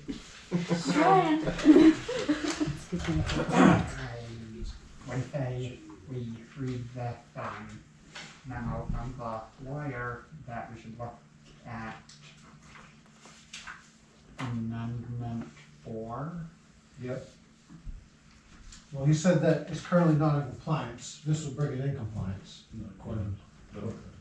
That therefore, such expansion, municipality may not require standards stricter than NFPA 501A, relative to fire safety and security. So, the question is, would requiring them to meet current US home standards for manufacturing, housing, construction, safety standards, is that a stricter standard Then what? than NFPA 501A? I think fire safety would be something different than building code. Part of it, right? I would err in favor of HUD, because HUD, then you're not gonna, you're good with that amendment as correcting the name of the title, or you're not gonna. I don't think anybody's even gonna build anything that's not covered in at this point. Where would you buy it? Kyle, shouldn't you be talking to the town council before you vote? And also the whole recusal issue. We're about to vote. You guys said before we vote, we're supposed to talk about this. We're in discussion right now. Discussion. Okay, well, I thought there was a motion. We're in discussion. There's a motion and a second. So a motion Yeah. isn't the same as the final vote to put it on the ballot. Okay, type thing. sorry, I'm learning. No, it's fine. Questions are always appreciated. It's kind of how we learn here, as we all know. Again, most town boards, it's stick your hand out. There's no real formal training. There are classes, but it's usually sporadic through the year, so you gotta ask questions. So, always ask questions if you don't know. Did you find anything on the 501A? I'm reading through it, I believe everybody was correct in that it's a fire type standard and probably included in the HUD, and I agree with what Dick says. Not to put you on the spot, because you guys deal with manufactured housing. Do you know anything about 501A as it relates to HUD? Yep, yeah, I think you're safe with, going with the current HUD standard, absolutely. I'm sure they reference each other back and forth. Right, yeah, the current HUD standards refer to the construction of the actual mobile, the actual manufactured home. The 501A has other standards for Separation, yeah, placement, parts and things You like know, that. and the HUD standards, this way you don't have to do electrical and plumbing inspections and things like that, because it's already been inspected. It's already been inspected. Yeah, they have a rigorous inspection process at the factory. Don't you guys think where it says, in order to be in compliant with state law in Amendment 3, that's like a bias against what the attorney just recommended? Well, it's not gonna say that on the ballot. All you're gonna get on the ballot is the amendment, the way it's written. Amendment section 6 of the manufactured housing ordinance as follows. Delete paragraph B in its entirety that prohibits the expansion of legally existing manufactured housing parks, and that would show A crossed off. Right. Alright, it just feels like it's important that, not to be saying it's, if it is needed for it to be state compliant, we should say that. But if it isn't, we shouldn't. You don't say that We on the don't ballot. say any of that. No. So how do voters understand? I mean, I'm sitting here and I don't even understand. We had one week where they said you must expand the trailer park, now you're saying no, not at all. I just wanna know the answer. I don't even at this point care which way, I just want. Well, we're interpreting what the RFA said. We can show the language all day long, but the interpretation question. So there's no actual answer, it's just how you interpret it, and then we decide which lawyer we're picking. And you listen to the arguments on both, you the voter, listen to the arguments on both sides, and either you agree or disagree with one, or you're confused and you don't mark a ballot. That's not uncommon if you've ever counted ballots. But that's how it is, that's how voting works. So the planning board doesn't have a responsibility to truthfully communicate what this is for people in town? We're just supposed to guess, and I doubt that Kim is clear, because, I mean, maybe you are, and if you are, congrats, cause I'm not. Yeah, no, it's, I mean, We can't say, we can say this is why we put it there. These are our reasons behind it. There may be reasons to vote against it. That's not our job to make the case against it. It's not our job to present both sides of the case. If there are people who are advocates for it, they will present their case for it. If there are people who are advocates against it, they will make their case against it. And just like in any other voting process, presumably it won't tie and somebody will win and somebody will lose. but the average Joe in town is not gonna have this. What's a public record? I mean, if you don't know that this exists, I mean, if you're not watching that tonight, you don't know it exists. Well, but that's not the responsibility of the planning board to put that out there. That's not, we can't, our job is to say, this is what we're doing. Makes sense. If we're saying If you think it's important, you can make your case. Right, but it's not, that's So I not think what this it's board important. does. I think it's important. I think people should be involved in the discussion and know what's happening on both sides. But then when I went, for example, and tried to just nicely put it in Facebook, I wasn't participating in anything other than, here's what I understand. People went and told me, you can't post that because now it's like, it looks like I'm being biased. I'm not trying to be biased. I'm trying to get the information out because nobody seems to know what this is. Well, I can give you a suggestion on how to make your life happier. And Yeah, okay, that's don't fine. ever log into Facebook. I mean, just, you know.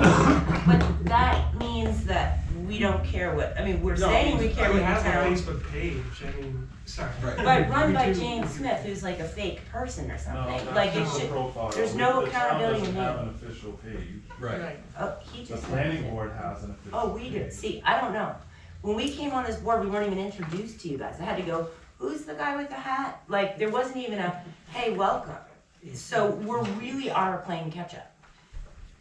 And I don't think it's fair that I've seen things said for and against this, and there are times I've seen things I may not personally like or agree with, but it's wrong information. So wrong information is going out in two directions, or as I understand it to be wrong.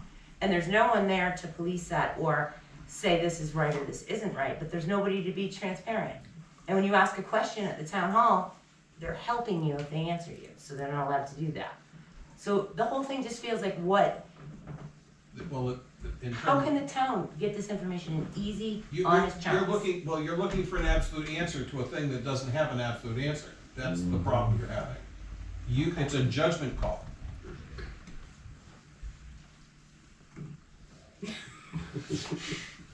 So the zoning amendments every year have the purpose, that the reason why the planning board was putting the zoning amendment on is the purpose, and it's below the zoning amendment, and it's grayed out just like you're seeing here. So, so to answer your question, so like on amendment 4, it says on our paper, the purpose of this amendment is to ensure that all new manufactured homes meet the most current federal construction and safety standards. So that'll be read out loud with the amendment change. So it'll have a purpose to each one. Well, is it read out loud because this is ballot voting? Oh, I'm sorry, right. It is on the ballot. It is on the ballot. Yes. For you to read, not to read. Right. And if you, and that was there last year, but the plurality of voters in town, despite what it said, disagreed with it and voted it down. Some people voted based on wrong information, some people voted on, I don't care, I don't like it, and that's a perfectly legitimate way to vote. But in terms of the greater transparency, I don't personally see how you could be more transparent. And the problem is, we have been transparent, you got all kinds of information, it's your job as a voter to figure it out. Decide how it affects you, how it doesn't affect Right. you, and do you wanna see it, do you not wanna see it? I know the fear here for the public is that this gets passed, right, and that's not, this board has no bearing on whether this gets passed or not. We present it to them, so if the fear is it's gonna get passed, and it does get passed, it gets passed because the majority of residents voted for it. That's the only way it passes. When I voted, I'm thinking of this and I can only think of budget, so it may be just that and that may be the answer. This amendment is recommended by the Board of Selectmen. This planning board supports this amendment. Is that only on budgeting items? And it's like this amount of money? So it's, okay, I've seen somebody recommending it, Yeah, it's the budget committee and the selectmen either recommended or recommended. So you guys say, yeah, let's put this through today, it's not gonna say the planning board recommends this. It's just gonna. No. No. No, but all of that, because those amendments are coming from the planning board, it is presumed that the planning board recommends them. We will have to recommend or not recommend the petition warrant article. But for zoning amendments, it is presumed that the planning board is recommending it. Otherwise, we wouldn't be sending it. Depending upon how we vote, if we don't vote to put it on there, then we guess we didn't support it. Okay. Well, thanks for your patience. Hopefully cleared it up a little bit for you. Kyle, could we go back to the motion and specifically the amendment 5 revision? Jack, could you just explain that one more time, or could someone? Sure, so amendment 5 will be split into two. The new amendment 5, the first half, is related to manufactured housing. Just as written, right? Yep, just as written. First paragraph. Yep. Okay. And the second paragraph will be amendment 6, and that's related to individual lots, and that's going to be amended. The language that's proposed will be amended to only allow it in the rural district. And that's consistent with my recollection of the board's discussion on this. So. I remember we talked about 50%, 51%. Right. We had a chart. Do we still have the chart? So it's gonna be either 5 or 6? No.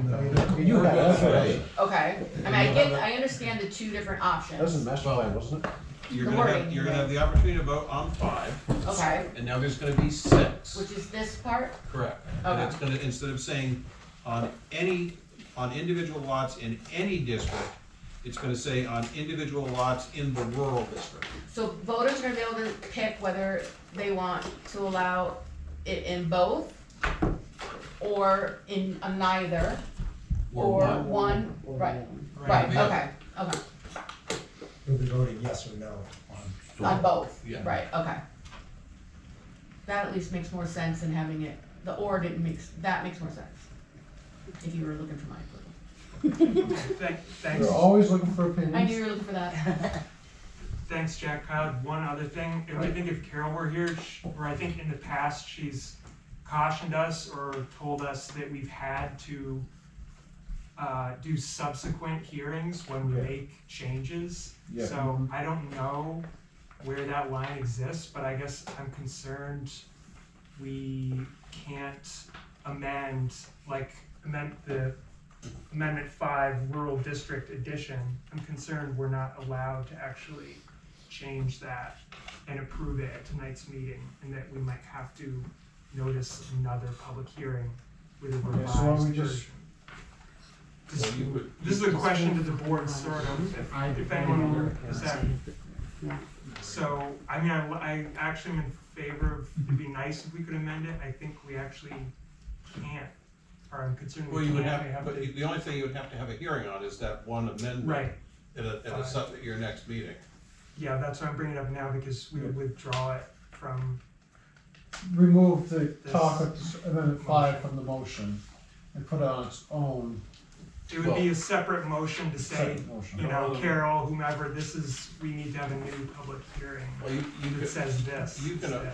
you can approve it as amended, Uh-huh. subject to a final hearing or a rehearing on the new amendment 6. Mhm. And that, because nothing else has been changed. Yeah, well, Amendment 4, is it? Oh, we changed that. Amendment 4. That's a part of You it. should correct Oh, right. name of the It's more of a document. technical correction, if you think. Yeah, that's- I think you can't change the spirit of the amendment, you can change verbiage and stuff. So I don't think we're changing the spirit, that was a discussion she All had. you're doing is correcting a title. Yeah, it's a technical correction, just because that wasn't. I mean, 5 to 6, we're kind of splitting it, I don't think we're changing the spirit of it. Not the split, I don't Yeah. think so. But in any district versus a rural district is, I think, a substantial difference. But isn't that what you said you discussed at the last meeting anyway? But I think we discussed having it appear as in the rural district, Right, not so- in any district. I guess my question then is. Was that a typo from Carol? Is that different, would you be in the same position if you passed any, because if what you discussed was having it say in the rural district, and now it says any, that is the incorrect word. Any is the incorrect. Yeah. Yeah, So in Jack's motion, what you're really doing is you're correcting yeah. any to rural, and you're actually back where you were supposed to be for this hearing. Right. We could do a motion on our understanding of what it was from the last meeting, whether we all agree that it was wrong.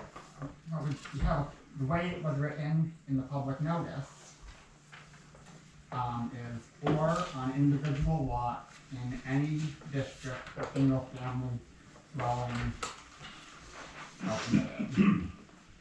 It's any, So it wasn't noticed properly. Yeah, it was noticed the way it So, is. yeah, that's how it was noticed, so Right. that, whether that is what we had intended to be noticed at that time, so then you're back to, do you need another hearing?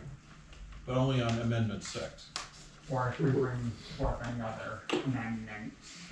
And I think Courtney's point is that we need some changes to the mobile home ordinance anyway, so we're gonna have to go through another round of public hearings. So then, does that mean that Amendment 3, we should hold off on that too then? I mean, Why? well, do we still, If there's no changes. what is to the reasonable and ordinance, real, okay, so we don't, I still don't understand why we don't talk to the legal counsel again about this. Well, he's giving you his opinion, what do you want him to say? So the question is, how do you decipher it or interpret it? And every town's supposed to interpret it differently. So I think we just put the amendment forth and decide how they wanna interpret it, whether they wanna. How the allow it. public wants to interpret They're it. gonna, again, it goes back to the voters. And you can make your case for it or against it, and some towns are gonna decide one way, some towns are gonna decide the other, and there's gonna be lawsuits no matter what you do. How does the public hear the attorney's opinion? This document you provided You us? can tell them. Yeah, well. No, I'm telling you. It's, I have no problem speaking about it, Yeah, I'm just no. saying, is there? it's in the public record. Is this a public meeting? I introduced it, it's in the public record. If someone or someones wants to make that case, knock yourself out. So the onus is on the public to be attending these meetings in person or in Zoom, and that's how they find out about this stuff. Or there's 1,000 ways, those are 2 ways. But when you brought this to the board, this gets entered into, so if I came to the It'd town be hall entered- tomorrow, I could see this? You should, I don't know about tomorrow, but. Well, whatever, next You week, should be able to, it should be in the record online, yes. okay. Or, That's what I'm trying to understand, this goes into some record somewhere that the public can see it. It'll probably be attached to the minutes. So we have a minutes. Okay, And we'd So it's in attach the any minutes, there you paperwork go. and correspondence. okay. We'd say we discussed a letter from the town attorney, see attachment. right. So that, I guess, is that what you're asking? Where Yes, people find it? that's what I was asking, yeah. It's available, but you would have to go look for it. Yeah. This board has no function and no responsibility No, I got that, to yeah. make a case. You made that very, that's, Yeah. Put where that they you have prove, that I understand now, I just didn't understand how someone finds this, but that's in the meeting minutes. So anything that anyone brings from the board and puts it for all of us to see goes into the meeting minutes. We should make. Unless it's we should non-public or whatever. Not non-public, but we should specify if we want it in the meeting minutes, because sometimes like we'll receive newsletters or something that we don't consider material. Oh, okay. But this, I would yeah, say, if I brought this, I'd members- say I want this in the meeting minutes. Members can always request the stuff to get. Gotcha, in the minutes, okay. And we'll usually. So I'll make a request, we put that with the minutes. Thank you. Henry, did you raise your hand or, oh, sorry. That's okay. I'm not, I wanna go back to Amendment 3 for a minute. Okay. We have an attorney saying that we're not required to expand the parks, yet you wanna put that amendment on there without talking to the attorney again. Well, If you put we can that talk on to the there, attorney again, I don't know how long does it take to answer that, so I think we still need a, I mean, we can put it on whether, like, it would still be a decision for the people, like, it doesn't. but if you make it a decision for the people, We're not. we're not, No. We're putting it in you front just of, said that. no, we're putting it in front of people to For make a them. decision. For them to make the decision. It's the voters who make the But we've decision. already done that, we just did that in March, and they've already made a And decision, they're- so why would we every- do it again? Because that's the way democracy works. Every year, You could do it every year for, I can tell you, in the legislature, there are 2 bills that come up every year, every session, the same 2 crappy bills from the same 2 crappy members, and they get voted down every time. And those people have been there longer than I would wanna be there. And they're not happening. so you are saying though, Kyle, that it's not gonna say the words in order to be compliant with state law on the ballot. I think we need to wait to hear it back from him again. I do Or too. talk to Carol before we put a purpose there maybe. Or But I don't think the It's not verbiage the has to change. purpose, it's the It's amendment not the itself. truth. The purpose is different, From the as you amendment. guys have said, but the amendment itself says it, I think is what she's saying. The amendment, as we have it on the floor, and we're in discussion on it, the amendment that I seconded, and by amendment, I mean the zoning amendment, should go forward to the voters and let the voters have the opportunity to vote on it. If you don't like the zoning amendment, make your case to the voters and get it voted down. And, The okay, but question the is words, just the last in 5 order to words. be compliant with state law though, is not the truth, according to the attorney's opinion. That's the only part I have an issue with. Look, I'm the guy who gave you the letter from the attorney, okay? Right, so why would you But- wanna put that on there? Because that's the intent of this board, and if you wanna ask him again, or go get another attorney who'll tell you, no, it is the intent, or ask Carol Ogilvy, this board's understanding, as previously voted, is that's what the intent of the law is. Kyle's already told you that before the purpose gets published on the ballot, you're gonna take another bite at that apple and confirm how you wanna go with that. But for this, the purposes of this meeting to move forward, all we really need to do is vote on Jack's motion. With the caveat that we're gonna have to have another hearing on the new Amendment 6. And then later, when all that's settled, you can make your case to the voters for or against whatever you think is good or bad here based on one lawyer's recommendation, Carol Ogilvy's recommendation, what the voices in your dog's head told you, it doesn't matter. Just, just saying.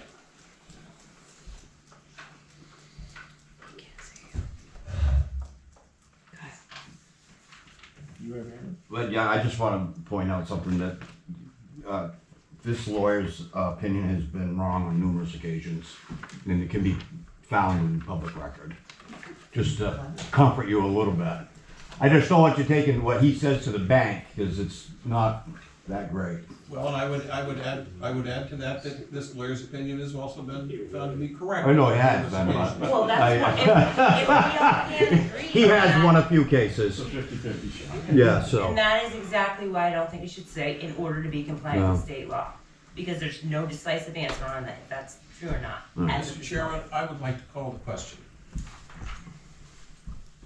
What does that mean?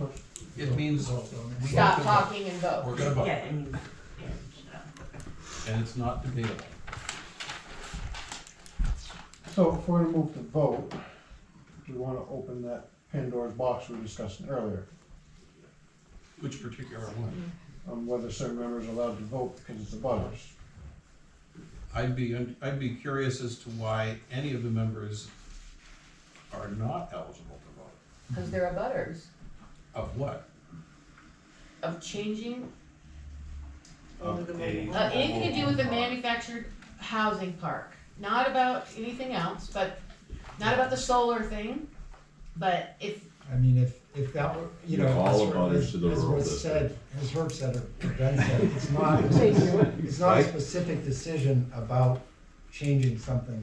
it specifically is about, well, no, No, it's not. No, it's about So I think, broad I ordinance. think this, I read it as judicial. Judicial meaning site plan, building permit, something comes in, we have to make a decision. Yes, you can build there, no, you can't build there. They bring like a building permit or something, or site plan. Then the abutter probably shouldn't be voting on it because they're an abutter, because you notice the abutters. When you're writing ordinances, technically everyone's an abutter. The solar, Right, you can be an abutter to the solar, so should we all not vote on anything to do with solar? For example, I'm in the rural district and we're changing the rural district, so, you know, I'm not gonna. And we're not technically changing anything, the voters. Right, Correct. right. We're just putting an option forward for the voters to vote on.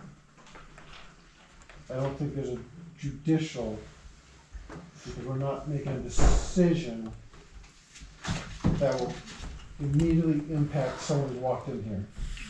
Let's say, I think the best example would be, he comes in with a site plan for a campground. He's his abutter. He'd be noticed as an abutter. He can't vote on it. He could be in the public and make comments about it, but he could not vote on it because he's an abutter, making a judicial decision on a site plan brought to this board. I think that's where Issue that permit. issue lies. Right. However, if he's writing an ordinance for a campground, which may or may not come next to him, could go across town. He came to us about campgrounds, so we know he's a neighbor, but why could he not vote? Because wouldn't you want a butter's opinion too? Don't you want an unbiased opinions and voting from everyone? If you're gonna bias and remove all butters every time you have a ordinance, you're gonna get a biased opinion, a biased.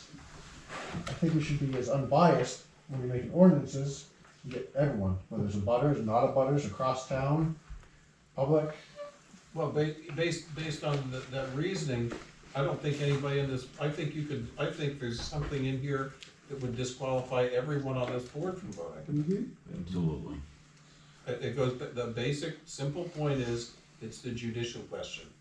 And the decision, the only thing that's being decided is it's being put in front of the voters, who will then make a decision. There'd be no benefit to me either. So, here's just this one piece here from the New Hampshire Municipal Association. Where a board acts legislatively, the states are lower, a court will only invalidate the board's action if the person with a disqualifying conflict casts the deciding vote. So cast the deciding vote.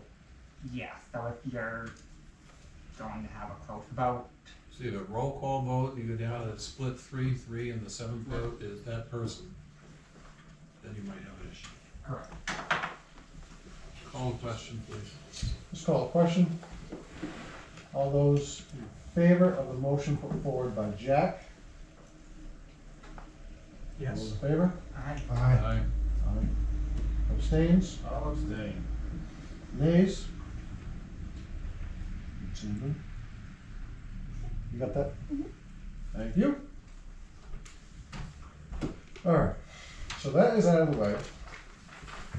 Let's talk about, just so we kind of touch it, the petition article on zoning amendment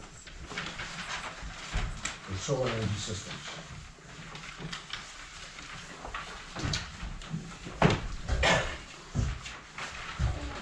gonna clean my desk a second. Give me a minute. Actually, why don't we do a public comment? We have a Michael Blood here. I don't know how long he wants to wait. He's still here. I'm not sure if you can. Okay. Is there Michael Blood here? All right. All right, and then we had another appointment, Herb. Do you wanna? I do.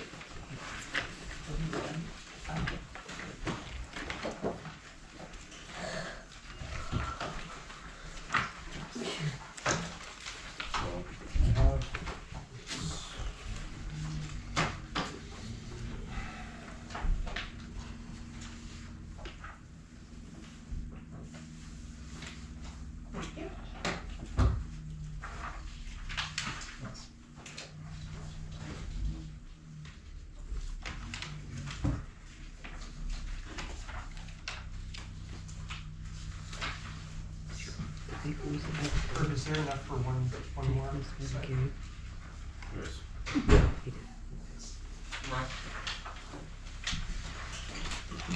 So I have an issue with one of the members of the board, as you probably are aware, Ms. Cassidy. Just about 9 months ago, 10 months ago, she was actually arrested and convicted of criminal defamation. I was not arrested. Mr. Chair. So finish Okay. presenting. I don't wanna go back and forth arguing, so. Understood. One at a time. There is a copy of the arrest warrant from the police department. So I was a little disappointed when she was appointed to the board. That being said, I was totally fine if things moved ahead and we could have normal discussion, and I was fine to move on. I was at the last board meeting, and the meeting went okay, and then subsequently, after that, and you can see some of the posts, she went off the rails on Facebook, going so far as to accuse me of building our storage units with no site plan, breaking laws, violations of all kinds of stuff. I think at the end of one of them, the end of one of the rants, after she said we did the storage units without going through the site plan process, no site plan,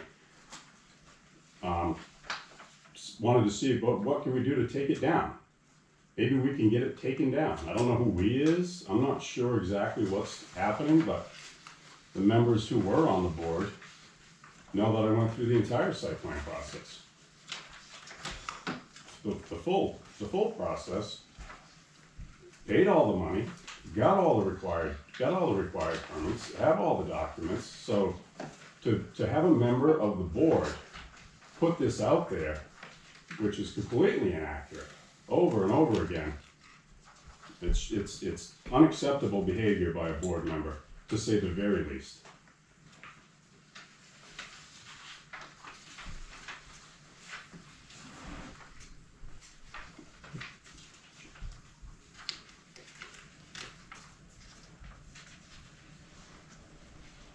So Herb, can I ask a question? Sure. What are you asking for? I'm asking for some censure from the board. Maybe she needs to recuse herself. It's clear what the agenda is. And again, I don't have any problem if someone has a different opinion than me, but the agenda is very clear. And if you read some of the posts, if you wanna call us the thugs and whatever else, that's fine. But her agenda, she made it very, very clear. You know, she's got a year, she had a year probation with a $1,200 fine hanging over her head. And she's put some stuff out there and ended it with, for legal reasons, somebody told me this so that I don't get accused of slander and libel. Like, so you're aware, she's aware of what she's doing. And if you slander or libel somebody or criminally defame somebody, and you do it under the guise of, well, somebody told me that, you're still doing it. So again, it's a police issue, and honestly, if it's water over the dam, I don't care. I was willing to move forward. But here we are, and now it's a member of the board. It's not a member of the public, it's a member of the board. If enough decisions are made, and she's involved, that involve anything to do with me, they're easily appealed, because there's somebody that has a conflict much bigger than the abutters, apparently. And at some point, if you create a situation where enough things happen and you're slanted one way, you know, if we have enough things come in, or you're that way, you could be removed from the board. You can be removed from the board. This board appointed this person. They can, with a public hearing, they can remove this person. And malfeasance is exactly what it is. You're tainting the board's decisions with this type of activity, because any decision that's made is tainted. So I don't know what else you want to do. I mean, going down that road probably is muddier than anybody wants to get to, but I wanted to make at least the rest of the board aware. I guess my comment is, I've never dealt with anything like this before, so I don't have a good answer at the moment. No, and the board has tons of stuff to do. The board has tons of stuff to do. I don't want to bog the board down with unnecessary stuff, but enough is enough. Enough is enough. I am concerned as someone who has to deal with this, and now it's somebody on the board peddling misinformation, and it's totally unacceptable. Mr. Chairman? Yes. And if you don't want to answer this,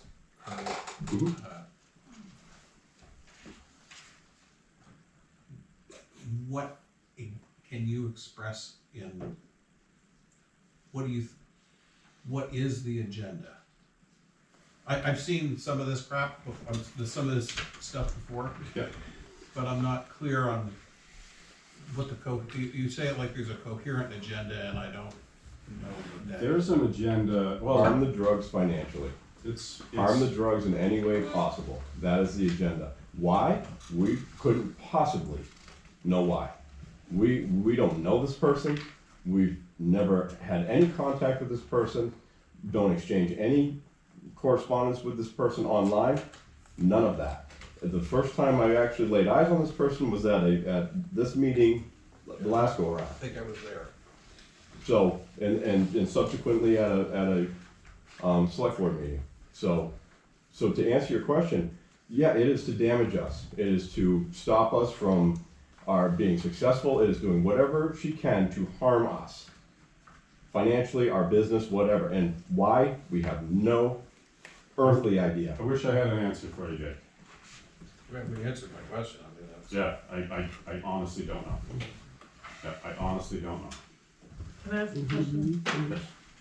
Did she make those comments before she was on the board, and has she done the comments after she's been on? They were after they were after the last meeting that we had. Okay. She was on the board at that time? Yes. Yeah. She made comments about myself as well. Yeah. There is an email on there. And this?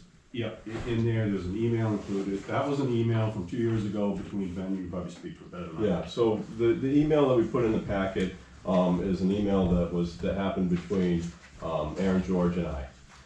She has represented this email in a very specific way on a number of occasions, and I just wanted to make sure the board had it. It'll be disseminated to the public as well, but it outlines exactly the discussions that we had regarding her as an abutter and our quite neighborly discussion actually, and my openness to describe to her what it was we were working on in the park when she asked, and she still demands to this day, I want to know what's going on when I've laid out everything that's going on, and the things that subsequently happened in the following 2 years is exactly what's in that email.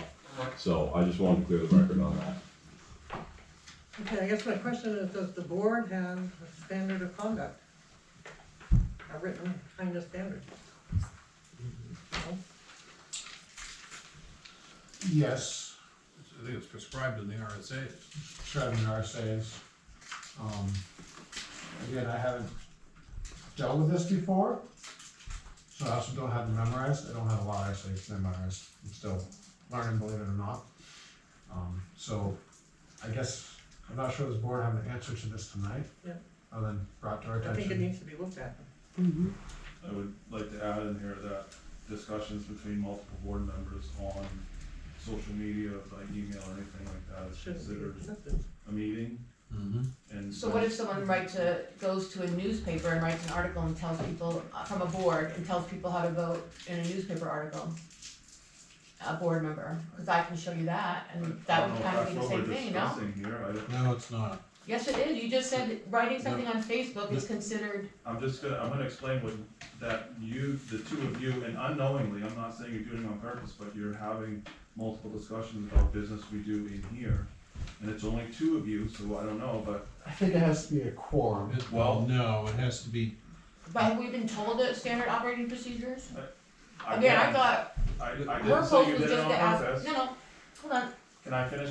I'll just make my point. I'm not Okay. trying to, I want you guys to know that you've also tagged other members of the board, so is he watching? Like, this is the. who tagged other members of the board? Someone tagged Not me, Curtis Hawkins, but he's in the same discussion.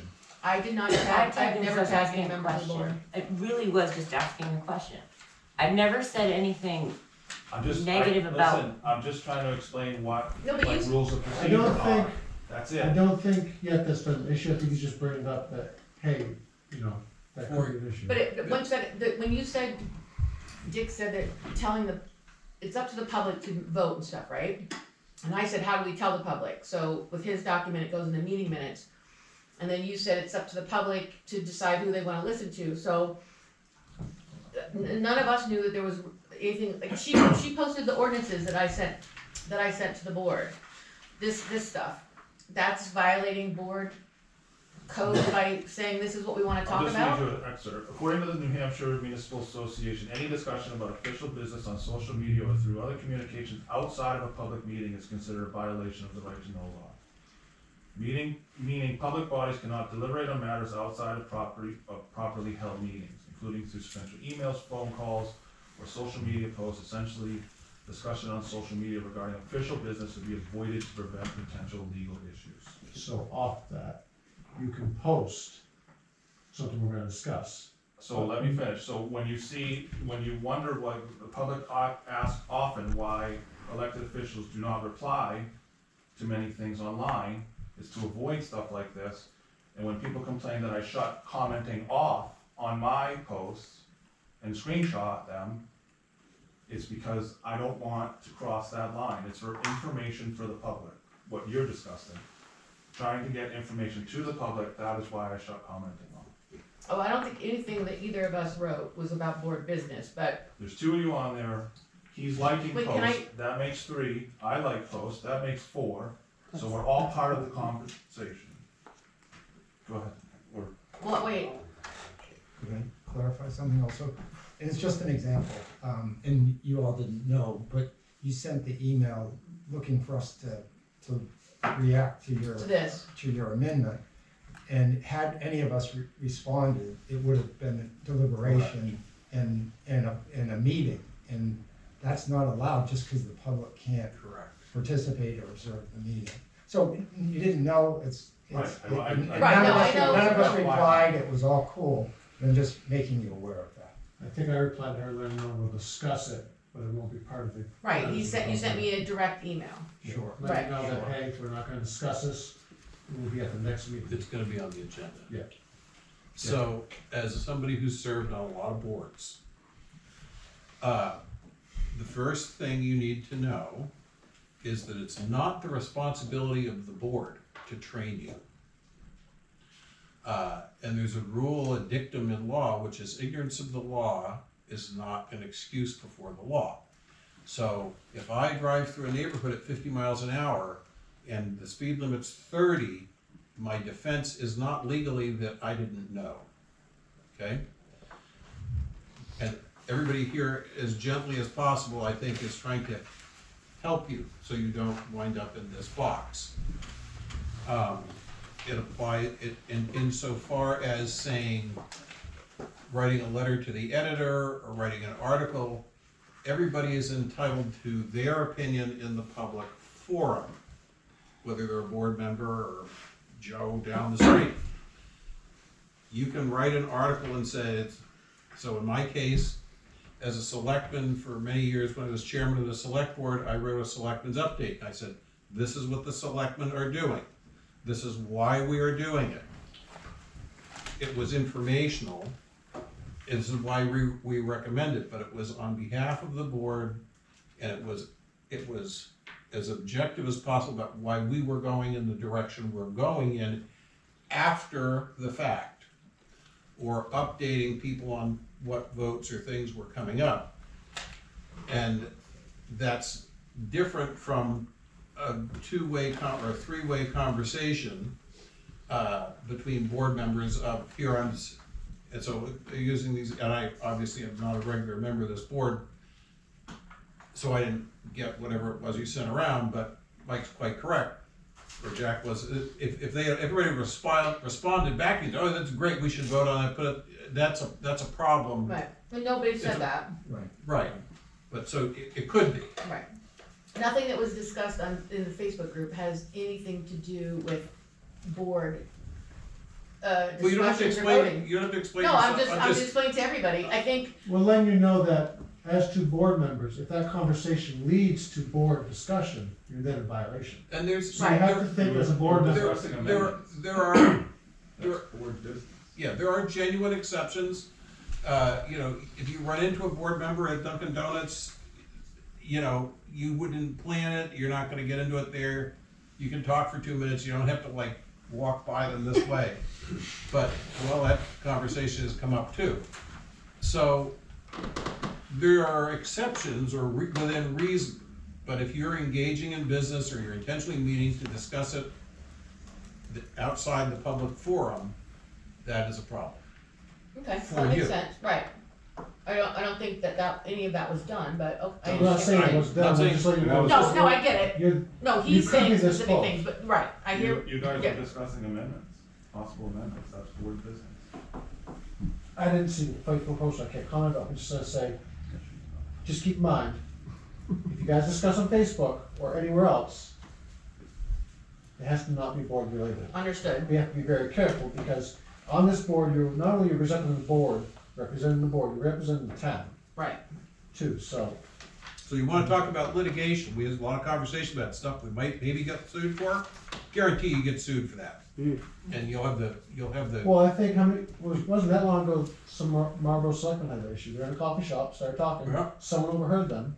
Yep. They're talking about business, they didn't make decisions, but they're overheard talking about town business. And that's county attorney. And that went right to the county attorney. Yeah. So you literally can't have a conversation like on the phone. You're doing board business. Well, not, I'll say an if exception. we're like, hey, do you understand this? Because we're trying to learn. That's different. Right. That's not allowed? Because I don't, And in this some isn't worth cases, it. So- the water and sewer has so much work to do that we do work groups and it's no more than 2 people. And then we Okay. bring whatever we decide to the board for discussion and voting. When it's just 2 people though, is that allowed or is that still According can't to do my that? understanding, as long as it's not a quorum. It's not most of the board. And Mike is not giving you a legal opinion. Correct. You giggle, but we ran into this on the Monadnock School Board 25 years ago. And it's not, you mentioned earlier, you know, you call town hall and you don't feel like you're getting a straight answer. You're getting the answer that they can give you. Alright. They are not lawyers, and the kind of questions that they get in town hall, well, can I build a 4-family house on my half-acre lot on Central Square? They can't, they don't have the authority to make that decision. They can't give you that answer. They can say, here's the zoning, you can go look at it yourself, you can interpret yourself. I'm reading it. And you can't, people regularly come to the select board to ask us to adjudicate lot line discrepancies. It's not what we do. You need a lawyer and a surveyor for that. Okay. In Superior Court. And I think if you were having a discussion trying to like learn, I think everyone had a little bit of leeway. If you're trying to learn like procedure, I think that's allowed, because you're trying to learn procedure. We're not gonna discuss board business. Right, and the correct person to call is the board chair, Kyle. So when you have a question of how does this board work? When I wanna bring up this amendment, who do you talk to? It's that guy. See, I wouldn't even know how to do that. I don't know Well, Kyle. Like, You seem like a nice guy. I'm yeah, sure we well, can- right, but I'm saying none of this was told to us, and Well, when you get really involved, thought- and I go back to what I said at the beginning, when you get involved with the board, it's your responsibility to learn how boards work. Right. Yeah, so that's a component of it, certainly is a component of it. The bigger piece of it for me is what's actually being said. I mean, it's, if you read, and I just pulled a few of them. You can read, I'll read the one that you read about me, that's right, no problem with that. Yeah, we'll put them right in the, I want it added to the minutes anyway, so we'll put them right in there, but it's, yeah, and it's totally inaccurate. Furthermore, it was after that meeting, as, again, planning board member, came onto my property in the park, uninvited, came in, was asking questions of one of our contractors, and even going so far as to tell him what we can and can't do. No, I prove that. You talked to weren't my there. contractor. I asked you the- said I you- just said, is this they really definitely reconstruction? can't. That's all I said. Can we? Right, so you're asking my who I'm paying at the What does that time. have to do with the planning board? I didn't go on there as the planning board. So the issue is, you are a member of the planning board. Doesn't matter if you went on as a member of the planning board. You are, You are representing this board in the town. So if I'm pulling into someone's driveway to buy eggs, I'm representing the planning board. You are, Sure. if you do something that's outside buying those eggs, yes. If you're a member of the select board. So when I wanted to know who was cutting down trees on Monadnock Street, and I stopped and asked, I was doing it on behalf of the planning board, not because I live on Monadnock Street? Unfortunately, when you accept a public office. No, I'm asking Yes, that. the answer is that could be a reasonable person could reasonably conclude. Hi, I live that. on Monadnock Street, I'm just curious, what are you guys building here? So- That's not so- representing as the board, I don't think. So, we are, because that's the issue at stake, and to drive in as a planning board member. Now, if I you didn't had- drive in as a if you- planning board member. It doesn't matter because you are a You member of are the a board. planning board member. Everything you do is considered a reflection of you as a board member. Right. Even if you live on South Main Street like I do, and I ask, who's building the house up there? Even though I'm asking because I'm curious because I'm a neighbor, I'm a chair of this board, so I'm representing this board when I ask questions. And any question he asks can be considered a question on behalf of the board. Wow, It's okay. just one of those things. And, okay, yes, when you join a board, any board, it's a crash course. That's why I say always ask questions. And this is after, Mrs. George sent an email, 2 years ago, sent an email, and that was fine. It's certainly a way to do it as a neighbor, but as a board member, to trespass on somebody's property without authorization, I mean, we have gone so far outside of what normal board member behavior should be. We are so far beyond it. It's Accusing us of violating laws is the malfeasance portion of this. That is the thing that we got all talking about, violating 91A through having illegal meetings. We spent an awful lot of time on that. And the point of this is you have, we're not talking about Mrs. George over here because she didn't do the things, she didn't accuse us of breaking laws like this woman did here. So it feels like it fell on deaf ears a bit because we drifted off into a totally different conversation. But the fact of the matter is malfeasance took place. She has violated the law against us. This will be handled with the police department, but the board needs to at least acknowledge that. So I believe you have, but I just felt like we were fluffing it off, and it's more serious than I feel like it's being taken. Well, and I'm not the regular member on the board, but I certainly recognize that from my own experiences. And I would also counsel anybody who serves on any board, that one of the privileges that you lose when you join a board is you lose the privileges of a private person. I mean, you go, man, I'm just on the planning board with Troy. Why is that a public office? But it is. And so if somebody accuses you or says something bad about you as a board member, and it's obviously slanderous and totally untrue, you cannot take action. You don't have the protections of that because you're now a public person. That's why the accusations about water sewer commissioners, like embezzling money or whatever down there, we just have to take it because we are public people in that regard. But Herb Drug is not a public person, and accusing him of violating the law is I get it. Criminal defamation, period. I get it. But anyway, we didn't want to commandeer your entire meeting, but it was very important. Needed to be said. Yeah. Don't know how you're gonna address it, but it definitely needed to be said. To be honest, I'll never have to deal with the chair, but we'll have to deal with it. You like that seat now, Kyle? You know, I've never liked it because it's not really good on my lower back, Yeah. so. Kyle, I would ask that these, the handout from Herb Drug be entered in the meeting minutes. I agree, let's have those in the meeting minutes, use public information.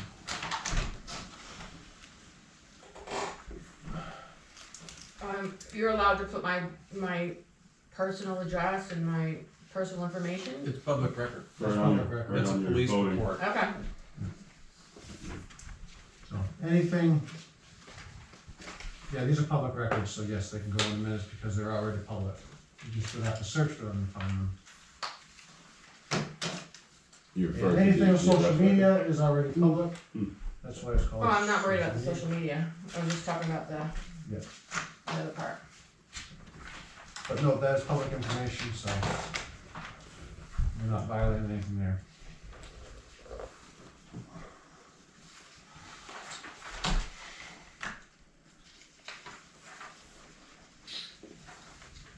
I think we're gonna leave that conversation to the end on that issue. Do you wanna visit that now? What? This issue with the board members. Future non-public I think so. session, I don't It know, can be maybe, non-public. No? Okay. Well, future meeting, I mean, cause I think I The hour would is wanna late. read Hours late, I statutes. don't know all the RSA's by Yeah. heart, so I'd like to look into them all. And not to take away from you guys or you, I just, Yep, understood. I have everything memorized, so. This will be a learning experience for me to deal with this. So we will visit this later. I would like to get back to the petition zoning amendment put forth. Solar energy systems is petition for amendment. You remember, I think it'd be considered one, would it not, in this petition, first one? No, petition articles go last. Yeah, okay. So just the number would be whatever it is at the end? Yeah, on the zoning warrant, the first day. Are you in favor of amendment as proposed by petition for the zone, Troy zoning ordinance as follows? To amend Article F6 of Article 12 of the Town of Troy zoning ordinance, solar energy systems, waivers, to remove the authority of the planning board to waive any requirement of the solar energy systems ordinance. So this is striking number 6, waivers. Any portion of these regulations may be waived or modified with the opinion of the board, strict conformity with pose of unnecessary hardship to the applicant, and such waiver will not be contrary to spirit and intent of these regulations. I don't think we really discussed this other than just to let the board know and let the public know the petition article on here. We do not change verbiage. I think There's this an is what the board explanation knows. underneath it, what, you know, it makes it, what it does is it moves it over to the ZBA. Matt, didn't you say though that we have the right or the ability to say whether we recommend a petition or not? Yes, So, but I believe that has to be at a, notice public hearing. okay. We're gonna have another one anyway. Yeah, because it's in conflict to our amendment, we probably should have a statement. I assume opposing the petition, but maybe we have to decide that now. Planning board does not recommend. Planning board does not recommend. Well, there's actually two, so. I think it's just more signatures. Yeah. Oh, is it? More My signatures, apologies. So it's just 2 pages. Do we have to do a statement to it? I think, I don't know. I think we should You have to just, identify it as an article by petition. which I think it does in itself. I'd have I to think look this at is it. one of those I'd things have to where- look at a town, Yeah. if we got a town, I would think you could remain neutral. I think we should just remain neutral, because it's for the townspeople to decide what they want. I don't think, we just had this discussion, what, the board doesn't really make the decisions. Yeah, We're probably endorsing something because we're putting it forward, we've worked on it, we're endorsing this verbiage, but. but then it leads to a year of uncertainty, I think. If we're amending how we make waivers and we have someone approved to remove the ability to give waivers, who's, only one. if they both pass. If they both If they pass, both yeah. pass. That's- So how do you, Hopefully they've got a lot of solar applications. Yeah, it's probably gonna be a non-issue. yeah, we go ahead, one big one. Yeah. Also with a small residential. I'm But not I gonna guess that's sweat it, I question- just could see it potentially. It could potentially cause an issue if both get approved, then you have conflicting. But the flip side, devil's advocate, I would be like, you give them 2 options to the town, they're gonna pick the Yeah. one they want, so. We've just talked about giving the town options to pick, so. Yeah. If they choose to accept both, and that's something maybe we have to deal with. What the townspeople wanted, I guess. But, I just say the select board approve ours we put forward because we worked on it. Yeah, I wouldn't say yay or nay to this one, just because we didn't put any work into it, so Yeah. I feel it'd be improper for us to put an endorsement on it, because someone else has put the real effort into this. It is theirs to present, theirs to put forward, they put it forward, these people put it forward, It would be improper to either recommend it or. or disrecommend it. Right. okay. We're voted on as from the public, to represent the public, and a portion of the public feels this is accurate.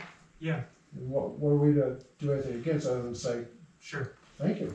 I mean, Honestly, in reading it again, people aren't gonna approve both. Yeah. They'll read them both and say one clearly wants to remove liability, they're gonna vote and for then one one or the wants to other. change it, Yeah. so So, I think, withdraw my I think concern. we just, I never say thank you for the townspeople for doing stuff, and put them both on the ballot and let Find the out. town decide. Have you ever counted ballots? I did. Yeah. Quite Loved it. quite an enlightening experience.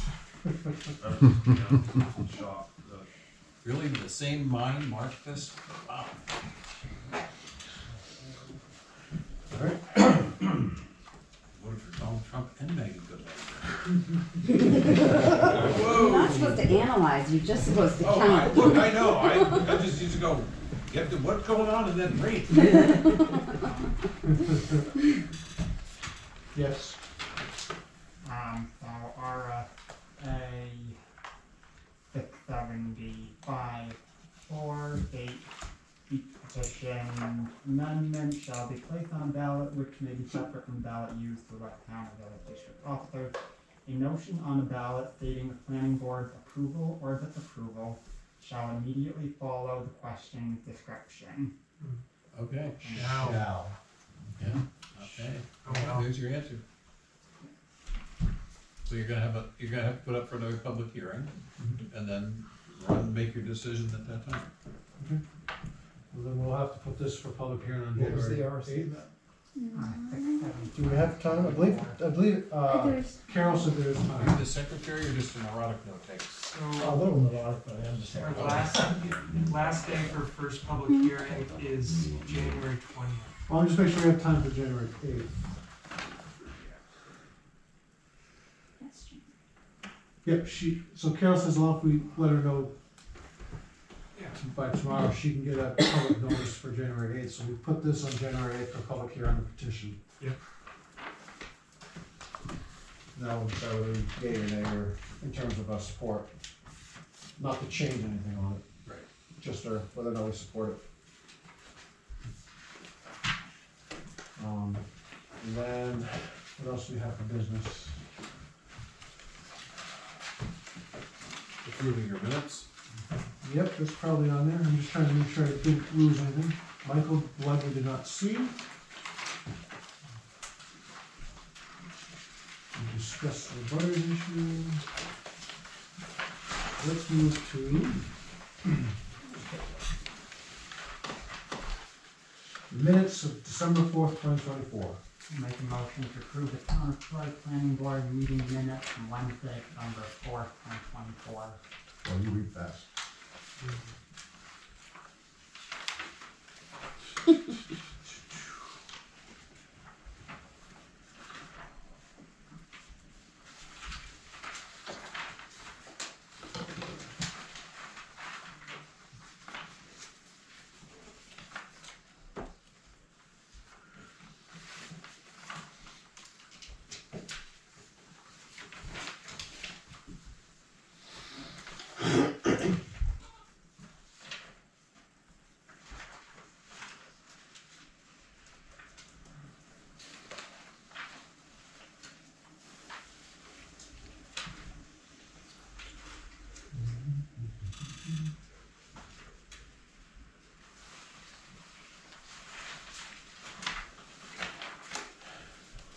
Is there a second on the table?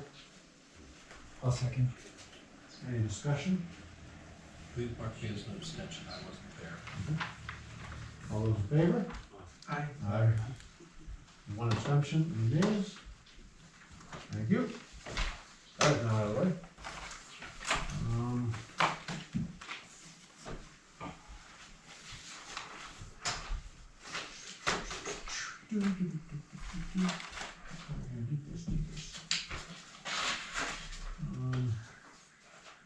So public notice, just all the meetings scheduled ahead of time, assuming there's no scheduling conflicts. So if people want to see that, just pass them around.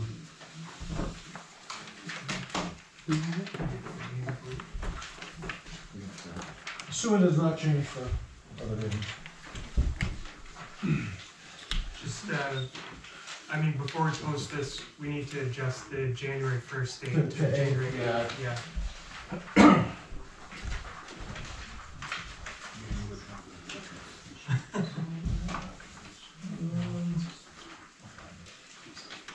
Right there. It's just the dates for the year. Sorry, I hand mine out, so they just get a rough. The It says public notice, because it's gonna be posted. Alright, so, we had a member put forward some proposed additional zone amendments 2025. Are these specifically to the manufactured housing park ordinance? I guess which member would be the first? It's about me, right? Maybe. I don't, do I have a copy? I don't have that, that's why I was saying. Right? You were asking about. Well, so, Oh. the next question is, I have seen an email, two different ones, I don't know who's from whom. Aaron, are you this one? I think they're both ready. No, I think that was Kim. I was just worried about the abutter thing, which Okay. I'm not now, so. So, I had just, Is this yours, Kim? yes, it's just when the woman who had come to the November meeting and presented about manufacturing park, I don't remember what her name was. Sarah, Oh, yeah, are Sarah, you talking about the community center? yes. Her name was Sarah, yeah. And she mentioned a park that was a good example of how their ordinances were, and it was, I think, Rochester. So I just had gone, I didn't know if we were gonna be talking about these, but I thought we might be, so I had printed out or made a PDF of those ordinances and sent them as an example of things to use if we were gonna change our ordinances, but I don't even know if we're doing that or not. Well, I guess my question is, I'm assuming no one has that printed out? Yeah, I know that'd be an email, but my question would be if we're gonna I think it was discuss, in my packet. membership of, Is it, the proposed? Elizabeth's put it out, I didn't bring copies. well, we've got it in our packet. Are It's we, just- are we opening Yeah. ourselves up to Yeah. that? Is that it? But I don't even know if it's applicable, I just, when we had our last meeting here, we talked about different Oh, okay. changes, and I said I had seen something and I could print it and bring it, or that's why I emailed it. This is an extensive rewrite of section 4, in my view. All of the gray stuff is new, is that true? I'm just gonna hold on for a second, just to ask if this is being presented by her and we have not discussed, Yes. should we, is this considered It might even be applicable. information, or? I think that this needs more notice to the board. I think this may be a first read, and you guys should look at this, take it home and look at it before you, Yeah, I think, this is not, I think we got, Well, it's evolved, for sure. I think it's two things there. One, I think Mike has a point, We it was received by brought email. forward by, not that we don't welcome input at all, but there is the issue brought forward tonight with a member that is sharing this. And two, I don't think everyone fully went through it because we were into the meeting. So I think we can all look this over, and I think we'll discuss it at the next meeting, the 8th. Should we even look it over, because according to the RSA that Aaron presented. Go ahead. Just want to point out that you want to have any amendments, that you have a meeting on the 8th, then you're going to be running into issues with having enough time to notice. Because what was that date, the 20th, or the last opportunity for a, Well, I definitely would not make a public hearing on this without having any sort of discussion on it. So I'd rather miss out this year in public hearing rather than notice something we're not prepared for. Because to notice it, you kind of have to have the verbiage mostly set. So we present this as is, and then what if we really don't like anything in here? or you don't like some of it. Don't like some of it, you know.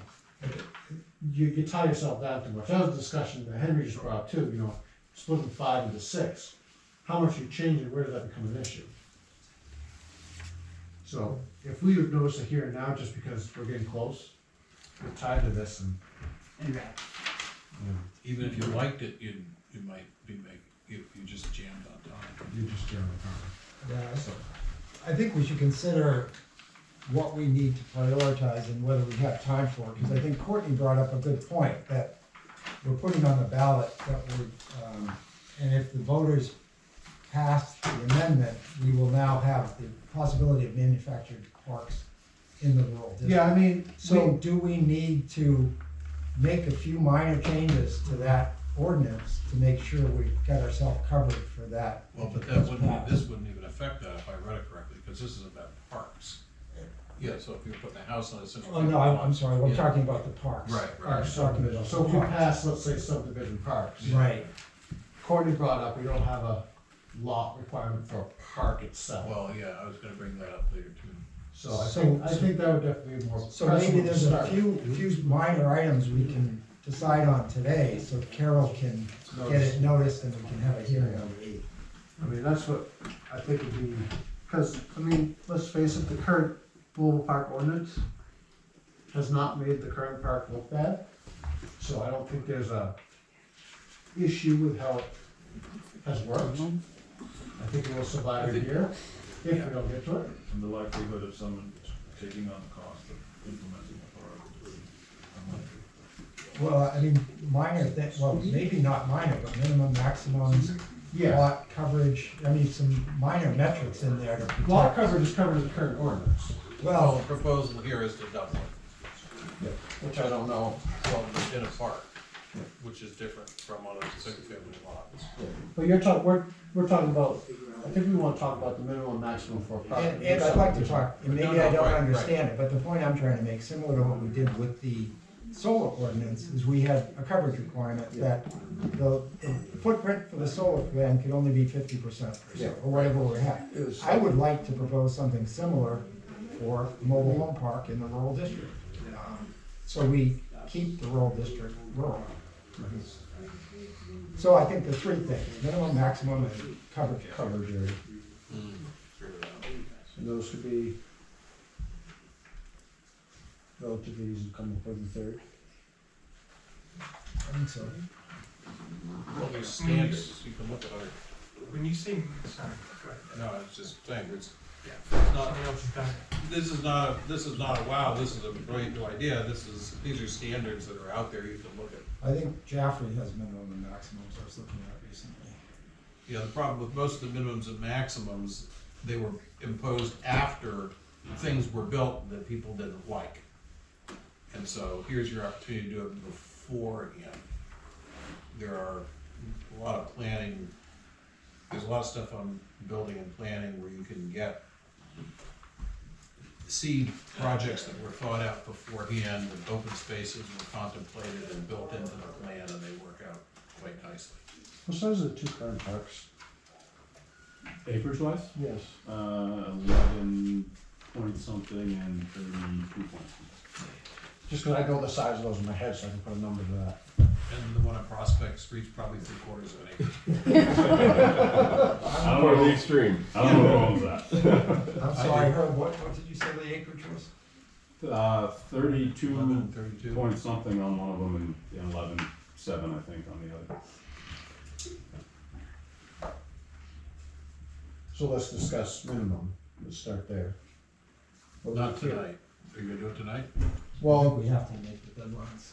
Oh. I think this is a simple thing, and it's new, so I think we could try to see if it's good. So, well, for one, I think we define a park as, it could just be two. I think 2 homes is, Yeah. so, blah, blah, blah, let me find it. So this actually proposes a modification. This is section 3, page 2. Any tract of land upon which is located 2 or more manufactured homes. That's the current writing. This proposes to change that to 5 or more. But I was gonna say, you look at 2, and this allows 5,000 square feet per home, so that's, it could be a minimum lot of 10,000 square feet. Well, then I'm just gonna throw a number on this too, 5 acres is minimum. I can just read Jaffrey. Jaffrey has the area of a manufactured housing. Gotta start somewhere. Stat 500 that kid. So Jaffrey has the area of a manufactured housing mobile home park shall be a contiguous parcel of property and have a minimum size of 10 acres and be visually buffered from abutters and public roads. And so, just so you get to understand the math, on a one, if your minimum is 1 acre and you have a 5,000 square foot park, requirement that you currently have, that has a density of 8.9 units on a 1 acre lot. So you realistically need to have A density. a higher number for a minimum lot size, I think, unless you're gonna allow. At least, well, a higher minimum would still give you the same number per acre. I think it's a density. But then you the have other the half. coverage issue and how much open space are you gonna require? I think that was the third pillar in what Jack was talking about. And that all comes, and obviously that's gonna require site plan, it's gonna have to come in front of you here. So I don't know what looking at the 2 real parks that we have, if you look at the lower park, the spacing and the way it's laid out is relatively pleasant and reasonable. When you go over to Prospect Street, it's less so. So, you know, I think a 10 acre minimum, if that's what Jaffrey has, that doesn't seem unreasonable to me. 10 acres. But What does Jaffrey have a density? Minimum lot size of 6,000 square feet. Jaffrey has 2 actually, and they have a pretty extensive ordinance too, as do we. I think theirs is 6,000 square feet on a single wide and 7,000 square feet on a double wide. Yeah.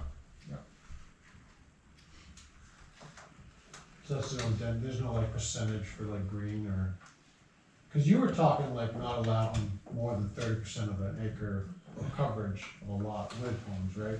Yeah, and what Jaffrey did, yeah, I'm just throwing things out, but for Jaffrey, for every 30 in a manufactured housing mobile home park, Every 12,000, 30 units, yeah, 12,000 square foot area shall be dedicated as permanent common open space. So a quarter of an acre for 30, 30 units and. that's not a lot.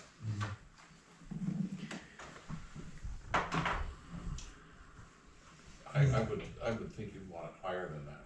I think you go higher than that down in the lower park in Detroit.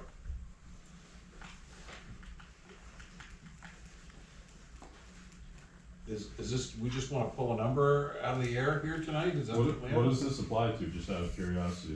This is in Future- conjunction with new parks? New parks. Yes. Yeah. Okay, new parks or? This or- would apply, New park. New I park. think So this would still apply up to in the air. expansions in parks too. So I'm still up in the air on the expansion end, whether we can or can't, or Well, it would who be, knows what. would be subject to the vote if you, what I Sure. think we're talking about right now Yes. is what would be allowed, what would a new What park would a new park look like? look like? Okay, That's what I was referring to. Yeah.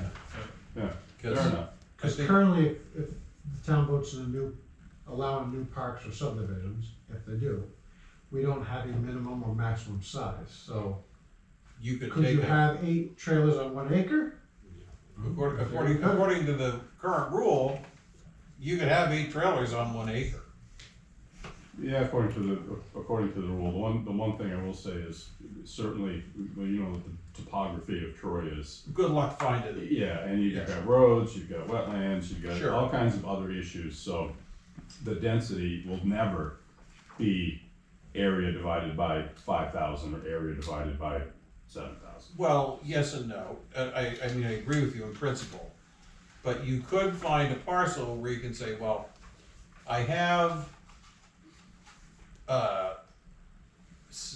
5,000 square feet per unit, Mhm. but my units are all over here in this corner, and then the rest of this is all open space. And you could design that in a way that's reasonable, and you could design that in a way that's unreasonable. Mhm. The issue on Prospect Street isn't that it's 8 units, it's how they're installed. It's the lot size. Yeah, I think the biggest component of it is probably the lot size. that's the first issue, and the second issue is the layout. And so Sure. So couldn't you put a minimum acreage with so much upland, contiguous upland, I guess would be my. Well, I think you can take care of that in the site, I mean, if you're gonna have any kind of reasonable site plan process, if you know, again, it's gotta be reasonable or it's gonna get thrown out in court. So if you say, well, our minimum is 10 or 11 or 15 or 2, whatever it is, you also need to consider if it's 2, and that's gonna allow you 16 lots, and there are 16 units, I think you need to really look at the density issue. But then if you, going back to that, how much, maybe it's not the density as much as how much open space are you gonna require? What percentage is gonna be covered by pavement, parking, buildings, additions, garages, sheds, decks, all those things count into the coverage equation. Just my thoughts on it.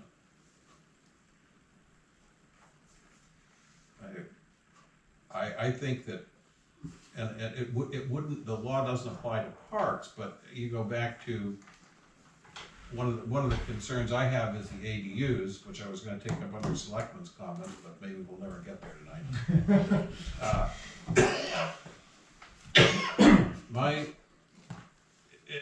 My concern is really as a taxpayer, that if you're going to, and it's true that if you are going to allow the way that ordinance was originally written in any zone, if that passed, between Courtney and I, we figured it out front, I would be allowed, under existing law, to add 4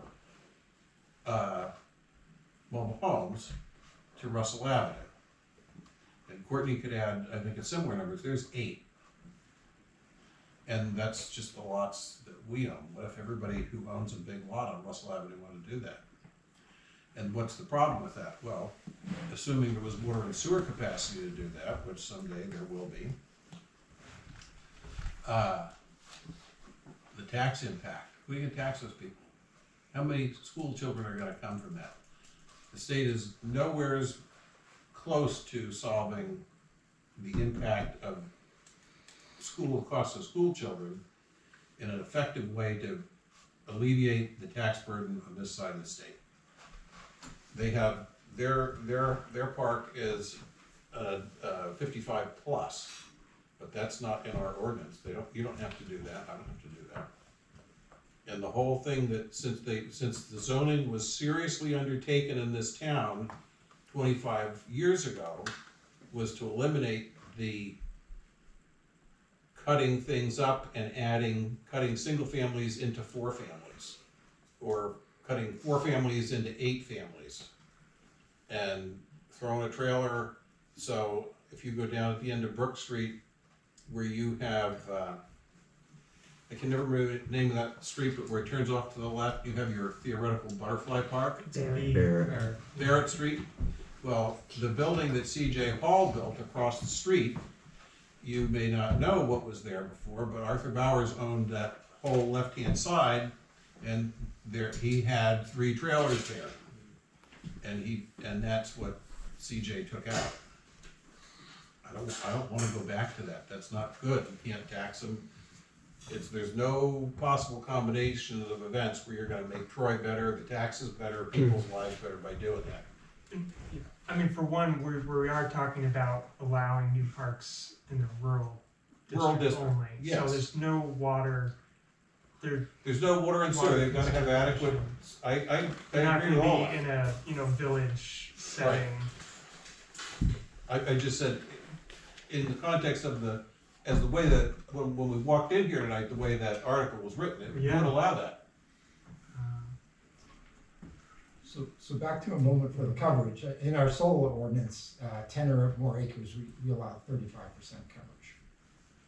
So in this case, we'd allow 35% coverage of an acre with, or wherever the lot size is of. With buildings and pavement. Yep, and the rest would be ancillary structures. Open space, wooded.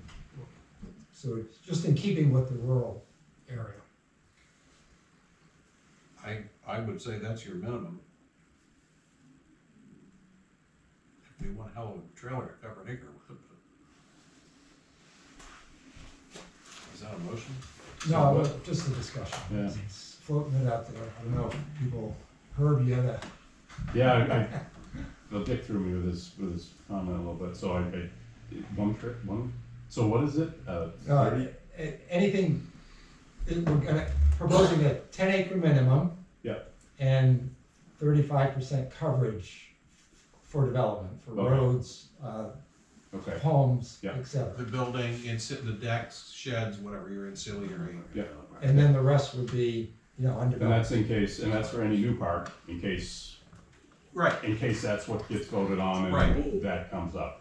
That Yeah, does that not apply to? Somebody finds 10 flat acres that they can develop into a mobile home park on West Hill and put in a septic system. Right. And well, to support all of the above. Right. So that would not apply to an existing park. Correct. Nothing That to do would with be whatever our ordinance is. Yeah, the idea is if that amendment passes, we want to be prepared for.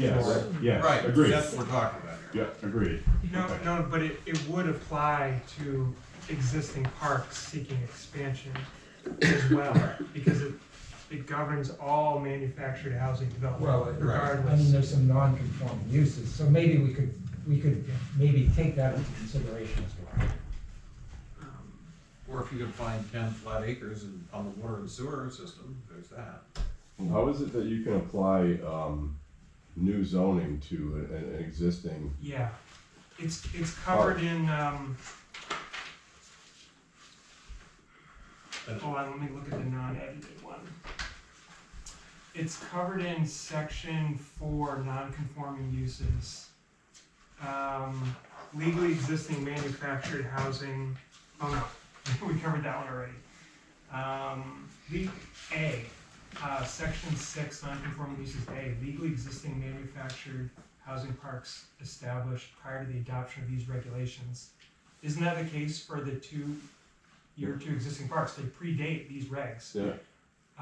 Are subject to all of the provisions of Article 13, non-conforming uses of the Troy zoning ordinance. So, Article 13, let me get there. But isn't it, I'm paraphrasing, but isn't it say, from now on, it has to adhere to the current ordinance? Let me get there. I thought doesn't it say that anything of July, when they put it in order, must be able to expand? Wasn't that one of the line items in that law? Yeah, that's one of the ones, that's that's on there. But just as a number, if it's. No, I didn't even. One of the proposals, one of the amendments is allowing expansion. If you throw out 30% lot coverage, that essentially nullifies that expansion. Pretty much. So that percentage would nullify that expansion, and you would ultimately be not reasonable and realistic. In existing parks. Right. Yeah. Which isn't my intent in bringing this up. My intent is to somehow separate it on the off chance they vote for new parks. Exactly. And how's that That's going right. to be I'm handled? not looking to I'm just nullify trying the to- expansion on existing parks. I'm looking to I think it's a fair limit the question. coverage on a new park. Yeah. I think it's a fair question though, because if Henry is right, it in some way affects, we have to look at verbiage. If we have a site plan, or if we're going to look at what our current regulation won't require any change to existing infrastructure, but any addition would be. So if they came in to do a new site plan, maybe we're privy to new ordinances, or new zoning. Sorry, I wasn't listening, I was still trying to find it. Article 13 brings up the, it says non-conforming use may not be substantially expanded, but limited expansion can be allowed under some circumstances. Right, in that section in C, they have non-conforming lots of record. In any district, a vacant lot that was, this isn't a vacant lot, so I don't know if it works, but that was the lawful lot of record at the effective date of the ordinance may be developed for uses permitted in that district, even though the lot does not conform in area or frontage requirements of this ordinance. So maybe that kind of fits in that provision too. It's a grandfather clause.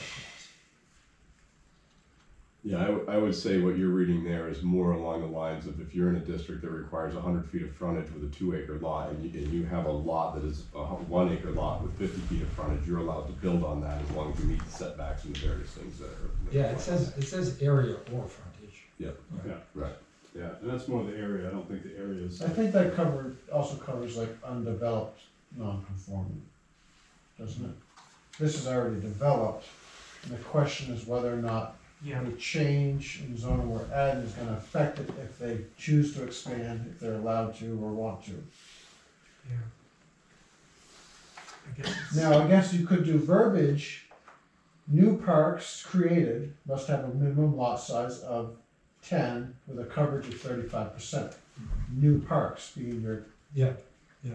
So that, I think, would cover it. Would it not? Because you're specifying the type of park, a new park. We have 3 existing parks that would not be touched by the minimum lot size and density because they already exist. Maybe one. Would that make sense to put new parks shall meet the requirements of being a minimum of 10 acres, lot coverage not more than 35%, which is to include buildings and infrastructure. I think it sounds good to me, and Carol will review it, obviously. How is your, so, on that, you're wanting them to vote for that if they support adding new parks, right? So would your purpose for this particular amendment be, I guess it wouldn't matter, if it passed, you would have something that said all new parks in zoning that says no new parks are allowed. You would say, these are the standards for all new parks, but we voted to not do new parks, so we don't allow new parks, so that would be, it would solve itself.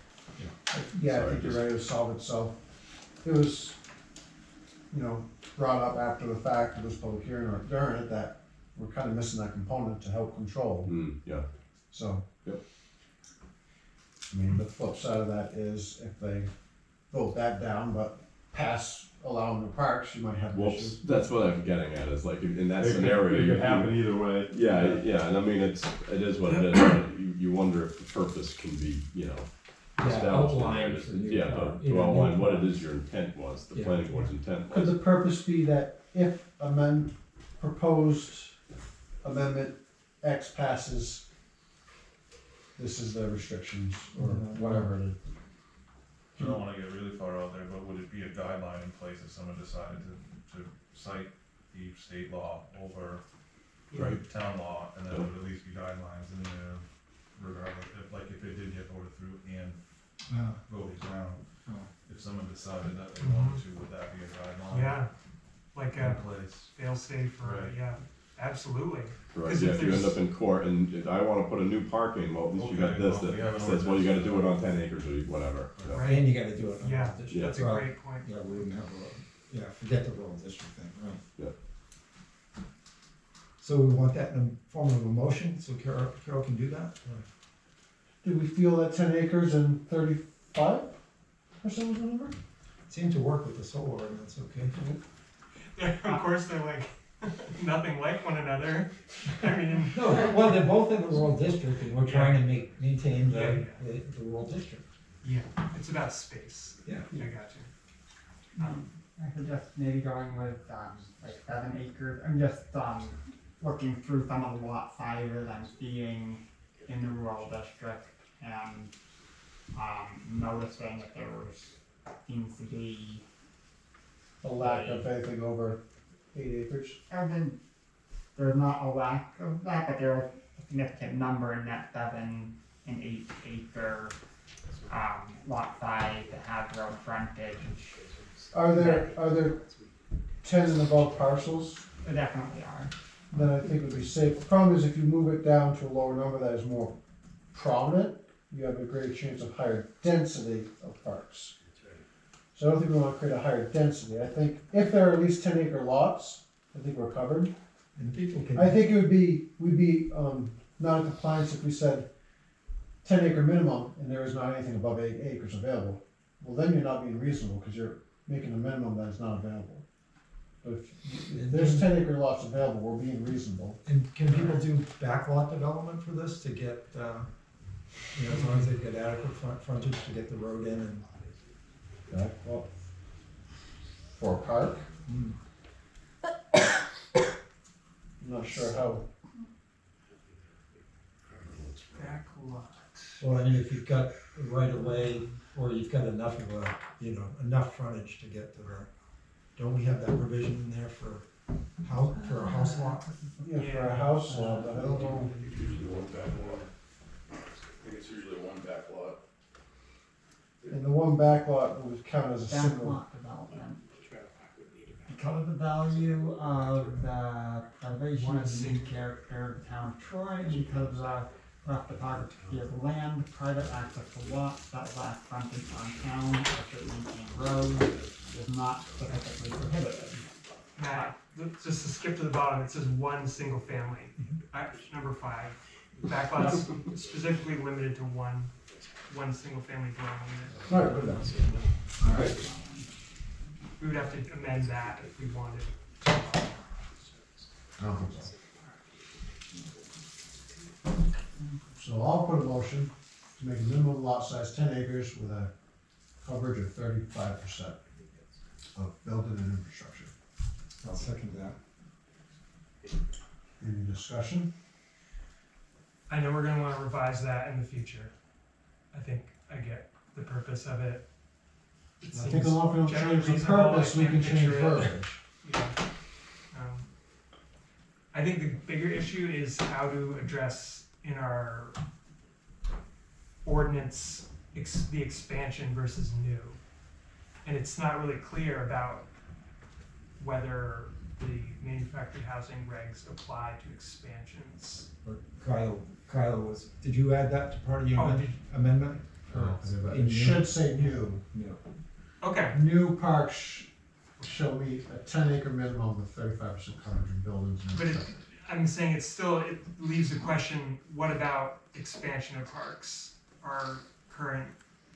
The current ordinance doesn't seem to address that, other than by directing people to non-conforming use paragraphs about like limited natural expansion that the attorney was citing. But I think, so if they're gonna expand past what they have, they probably have to come in for a site plan. Yeah. We would cover that with lot density, lot size. How though? Like, the ordinance has, we already have a manufactured housing ordinance. yeah. We would use that when we do the site plan. Okay, I'm just saying, I don't think it clearly says, like, That maybe ordinance it's not says no necessary. expansion. It doesn't, So you gotta be fair. What's your issue? it doesn't direct the town to apply the ordinance for parks that are expanding.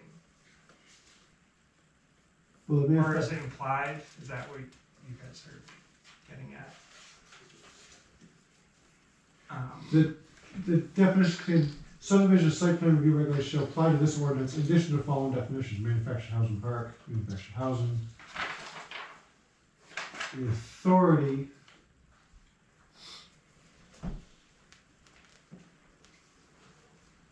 the following regulations are intended to govern the operation of existing manufactured housing parks established prior to the adoption of these regulations.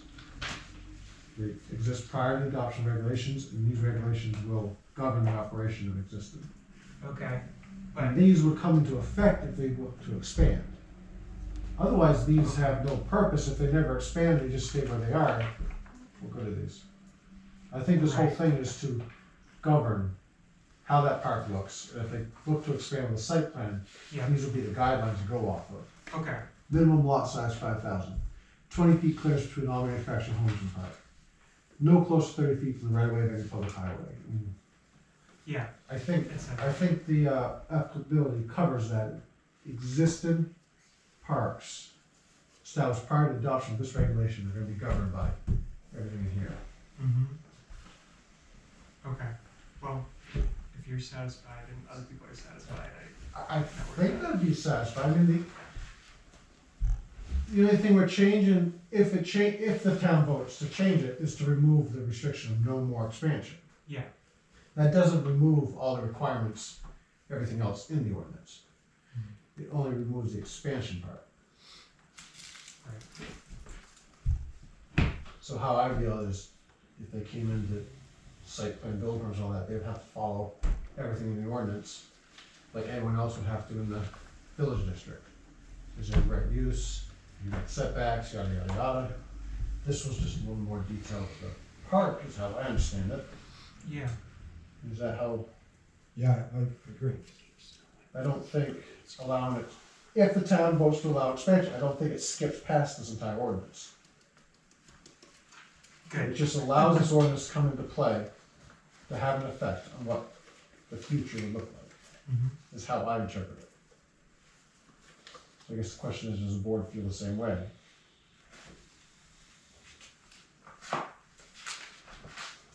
I think so, and I think we can also ask Carol to make sure we've got the right interpretation. Yeah. And I mean, I guess if you're gonna flip back to the lawyer's letter,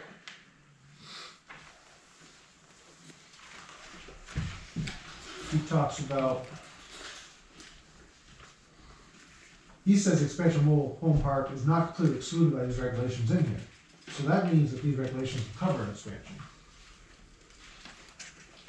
So I would read it. Yeah, yeah. His argument is we say, yeah, anyway. I mean, we've got, as long as we get this motion passed, we have the hearing, we've got some time to figure this out. Yeah. That would be correct from the hearing, but like from our next meeting, January 8th, there will not be time to put in a proposed notice of a hearing. You should be able to, because the last hearing is February 4th. Or wouldn't be able to notice a first hearing, they wouldn't be able to bring any new amendments. Well, I think that's why we want to get this one. Yes. Is that what you're saying? We want to make sure we get this in tonight? But yeah, again, we're talking about having more discussion. I guess we can rehear, we make some changes. We'll take that. But, yeah, from the 8th to the 20th there. Well, I think we gotta take a meeting at a time and just see what happens at the 8th and go from there. We keep looking at that deadline, all it does is add stress. So. Any further discussion on the motion? What was the motion, please? Motion was to put forth an amendment that would say, any new parks should have a minimum lot size of 10 acres and no more than a coverage of 35% of buildings and infrastructure. And that's for new parks. Does that include the maximum, and I can discuss that too? Not that it's a big worry, I guess, but Yeah. could happen. 1,000 acres. Yeah. Well, you say that, but there are parcels down there that big. Yeah. Do we? In this town? Yeah, are they? Oh, yeah. Interesting. I digress. I think there's like 240 acres for sale Well, I mean, off of Route 12. you have your lot coverage there, so if you buy 1,000 acres, you can only develop 350. That leaves, At 5,000 square feet per unit, that's a lot of units. That's a lot. Just, yeah. I really think, I mean, I understand you wanna move this forward. I really think that this is a serious topic that you cannot reasonably work out in the time that you have. And I really think it merits a level of public input and thought and discussion in council with Carol and other things that, I mean, on the face of it, I agree with the idea, but this is really a next year thing. That's personally how I see it. I think we could do it, and this is like a fail-safe to try to, in case that thing Yeah. passes, Well- we're not protected at all, so this is like putting some protection in. Yeah, And then we can redo it again. A year Yeah. from now. Well, that's always the theory. I mean, I agree, I understand what you're saying, I have my concerns if it passes, I have my concerns if it doesn't pass, so just putting it out there. Sometimes the ideas are good, but the details are not The good. needle in the haystack that stabs. Yeah, that's not what we meant. Yeah.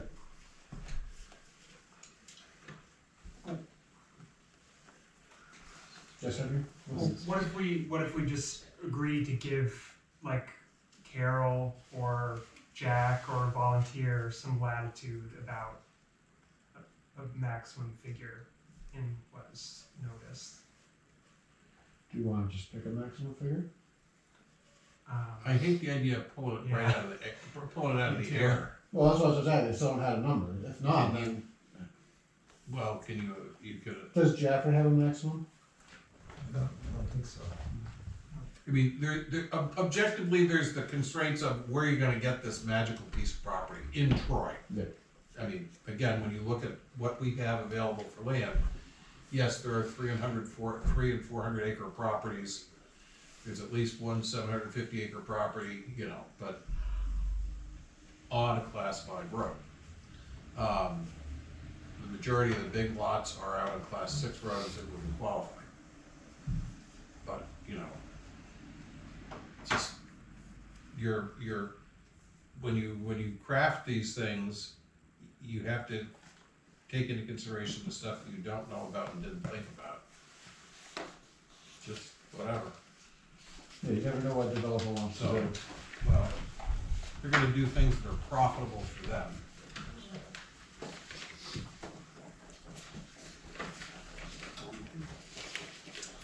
Any further discussion?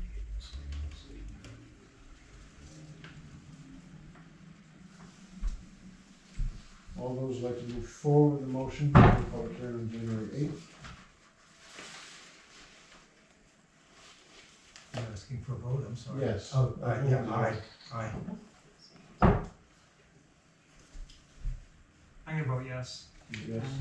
Aye. I'm gonna abstain. I abstain. Two abstains. All right. Do you have anything else in the agenda we have to? I think so. Selectmen's update? Well, the crowd is thinner, so everybody gets a copy.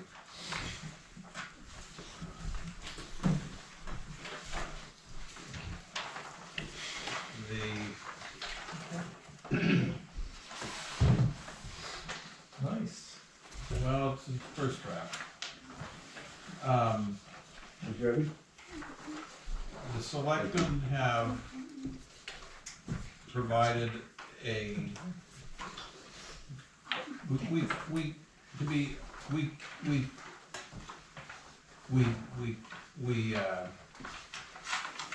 copied Fitzwilliam's ADU brochure. And, thank you. And you might wanna keep those in your office. And so this is our draft on this. I highlighted the areas that we don't have, that probably really need to be specifically looked at. There are some graphics here so that you can have some understanding of the options under the current law that exists, and my counsel to you is the twofold.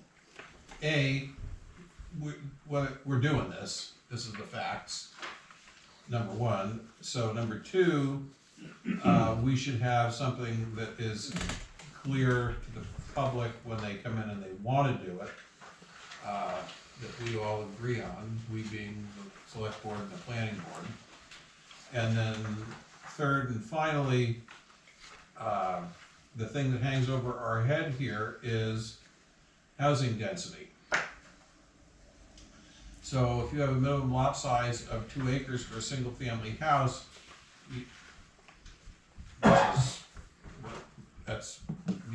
with the ADU rule, it's really 1 acre. And if the legislation passes that seems hell-bent for Levy to pass in this session, it's actually gonna be 1/4 acre. So. What is that, legislator? Well, the legislation that has got amen from both sides of the aisle is to have ADUs by right of 4, where they're any single family house. Period, the end. And the compromise position, should somebody really push back on it, is to reduce it to 3. They passed the House in the last session as 3 ADUs by right. And they do it by acre, not by lot? They do it by single family house. Okay. So if you have a single family house on South Main Street in Troy, and you say, and I now want to add an ADU, so, and I'm only gonna pick on the drugs because they're here and everybody else does. So they built their mama house on South Main, yeah, why should I do that, right? They built their mama single family house on South Main Street. Right now, today, under existing law, they can go put an ADU in the backyard, or in the basement, or in the garage. The selectmen can't stop them, we can't stop them. So you can put a detached ADU currently? That's correct. Okay, and they're gonna increase that, we can do that now? You can do that right now today. Okay, with Troy's zoning, and that's for Doesn't 1 matter. unit. This is the state has overridden. Right, but does he have to follow like what we have as ADU size and? 800 square feet. Right, okay. So, and which is in here. We use 1,000. Actually, Oh, we raised it to 1,000? Okay. You got 1,000 square foot garage on that house? Could you make it 1,000 square feet? I don't know, I don't think so. Well, if you wanted to. Yeah. It's not that hard of a problem. Sure. Find 200 square feet. Yeah. And the point is, the town can no longer say, wait, we don't allow that. And so, the next incarnation, what passed the House was to make it 3. Failed in the Senate, those votes have left the building, and you will now have that come through both houses, at least as 3 and probably as 4. So, that affects your density in ways that the trailer issue it really wouldn't even touch. So, The point is, we need an ADU brochure, that's one thing. And this is our attempt to set it up so anybody can walk in and understand it as we are today, with the missing parts and whatever we want to edit out of it. The second part is, you need to look at the density of the zoning. When you agree to allow a single-family house, when you agree to allow a mobile home in the rural district, which sounds like we're probably pretty much gonna do, when you allow that 1, right now today, you're really allowing 2. And by statute, that manufactured home is a single-family house. So, you need to think about that and where does that take you? Maybe you wanna look at your lot size requirements. And you have to be careful with that because there's court cases and things concerning restrictive zoning. If you make the zoning the minimum lot size too big, it's considered unfair and restrictive. That's federal law, not state. But you've got some latitude beyond where. so with that new bill going through where you said they're gonna allow 3, let's just say it's 4. Right. If you allow a mobile home or a single family house anywhere, you actually are allowing 5 housing units. No, it would be 4 total. So it'd be 3 plus the. 3 plus, right. Okay, place of 4 ADUs plus. Well, I think I said it wrong, but you can have up to 3 additional 3 ADUs on any single family lot in the state. that's what's proposed. That's what's proposed, for a total of 4. And if that passes, that will become the governing principle That's, for it Troy. is top down, they're talking about is top down zoning. Okay. Because towns are too restrictive, and the reason we have a housing crisis in this state isn't because 350,000 people moved here in the last 2.5 years. We haven't built anything. It's because, and we haven't built anything in the last 30 years, it's because towns like Troy and Winchester and Hinsdale and Swansea and Fitzwilliam have restrictive zoning.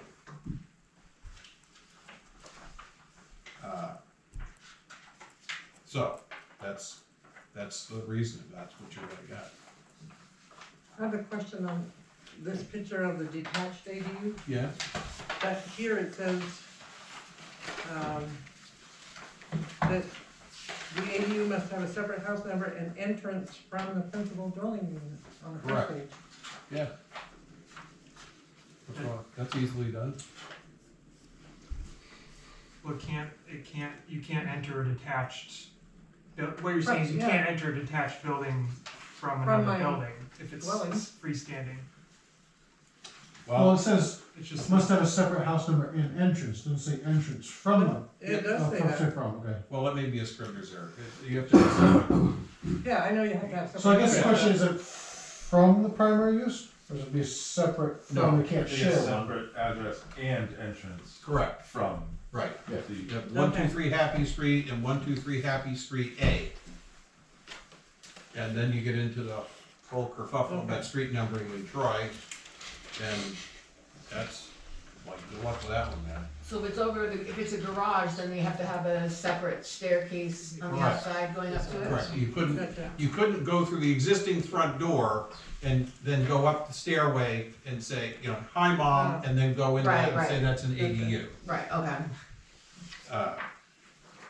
You could take out the garage door, build a new door and say that's the door into the ADU, and that would be, then you'd be in compliance with the rule. Got it. So that was the selectmen's update. This is, you know, we've talked about, Kyle, we've talked about this a couple of times. Here's a draft. Certainly we'd like the planning board to review it before we send it out. There's some highlighted blanks in here that we think we should all review. We do not have a land use coordinator, nor do we want one, or think we want one, or ever feel we should have one.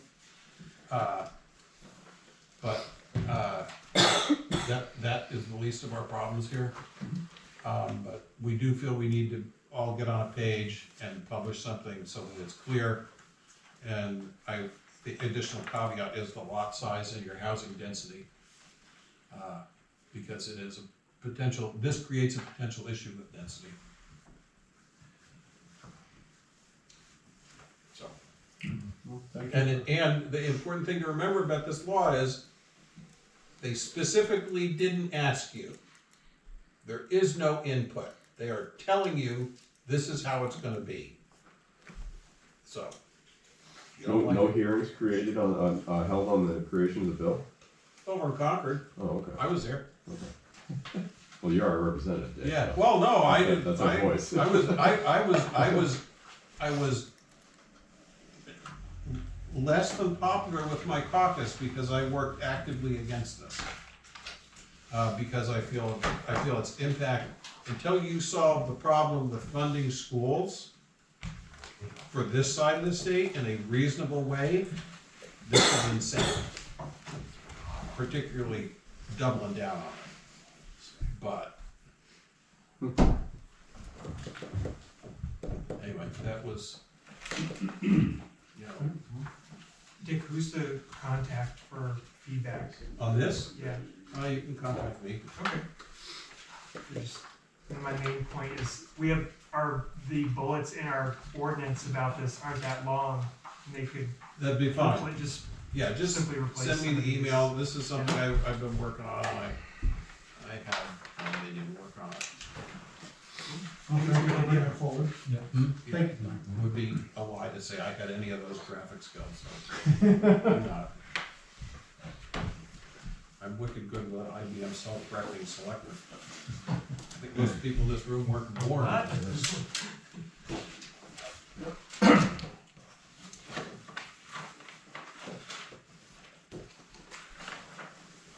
Are these just copies from that last? All right, I don't think there's anything else. Next meeting, the agenda says the 1st, but actually the 8th. And I think that's it. We'll see you then. Thank you, Kyle. Thanks. Thank you. Happily, you probably won't have me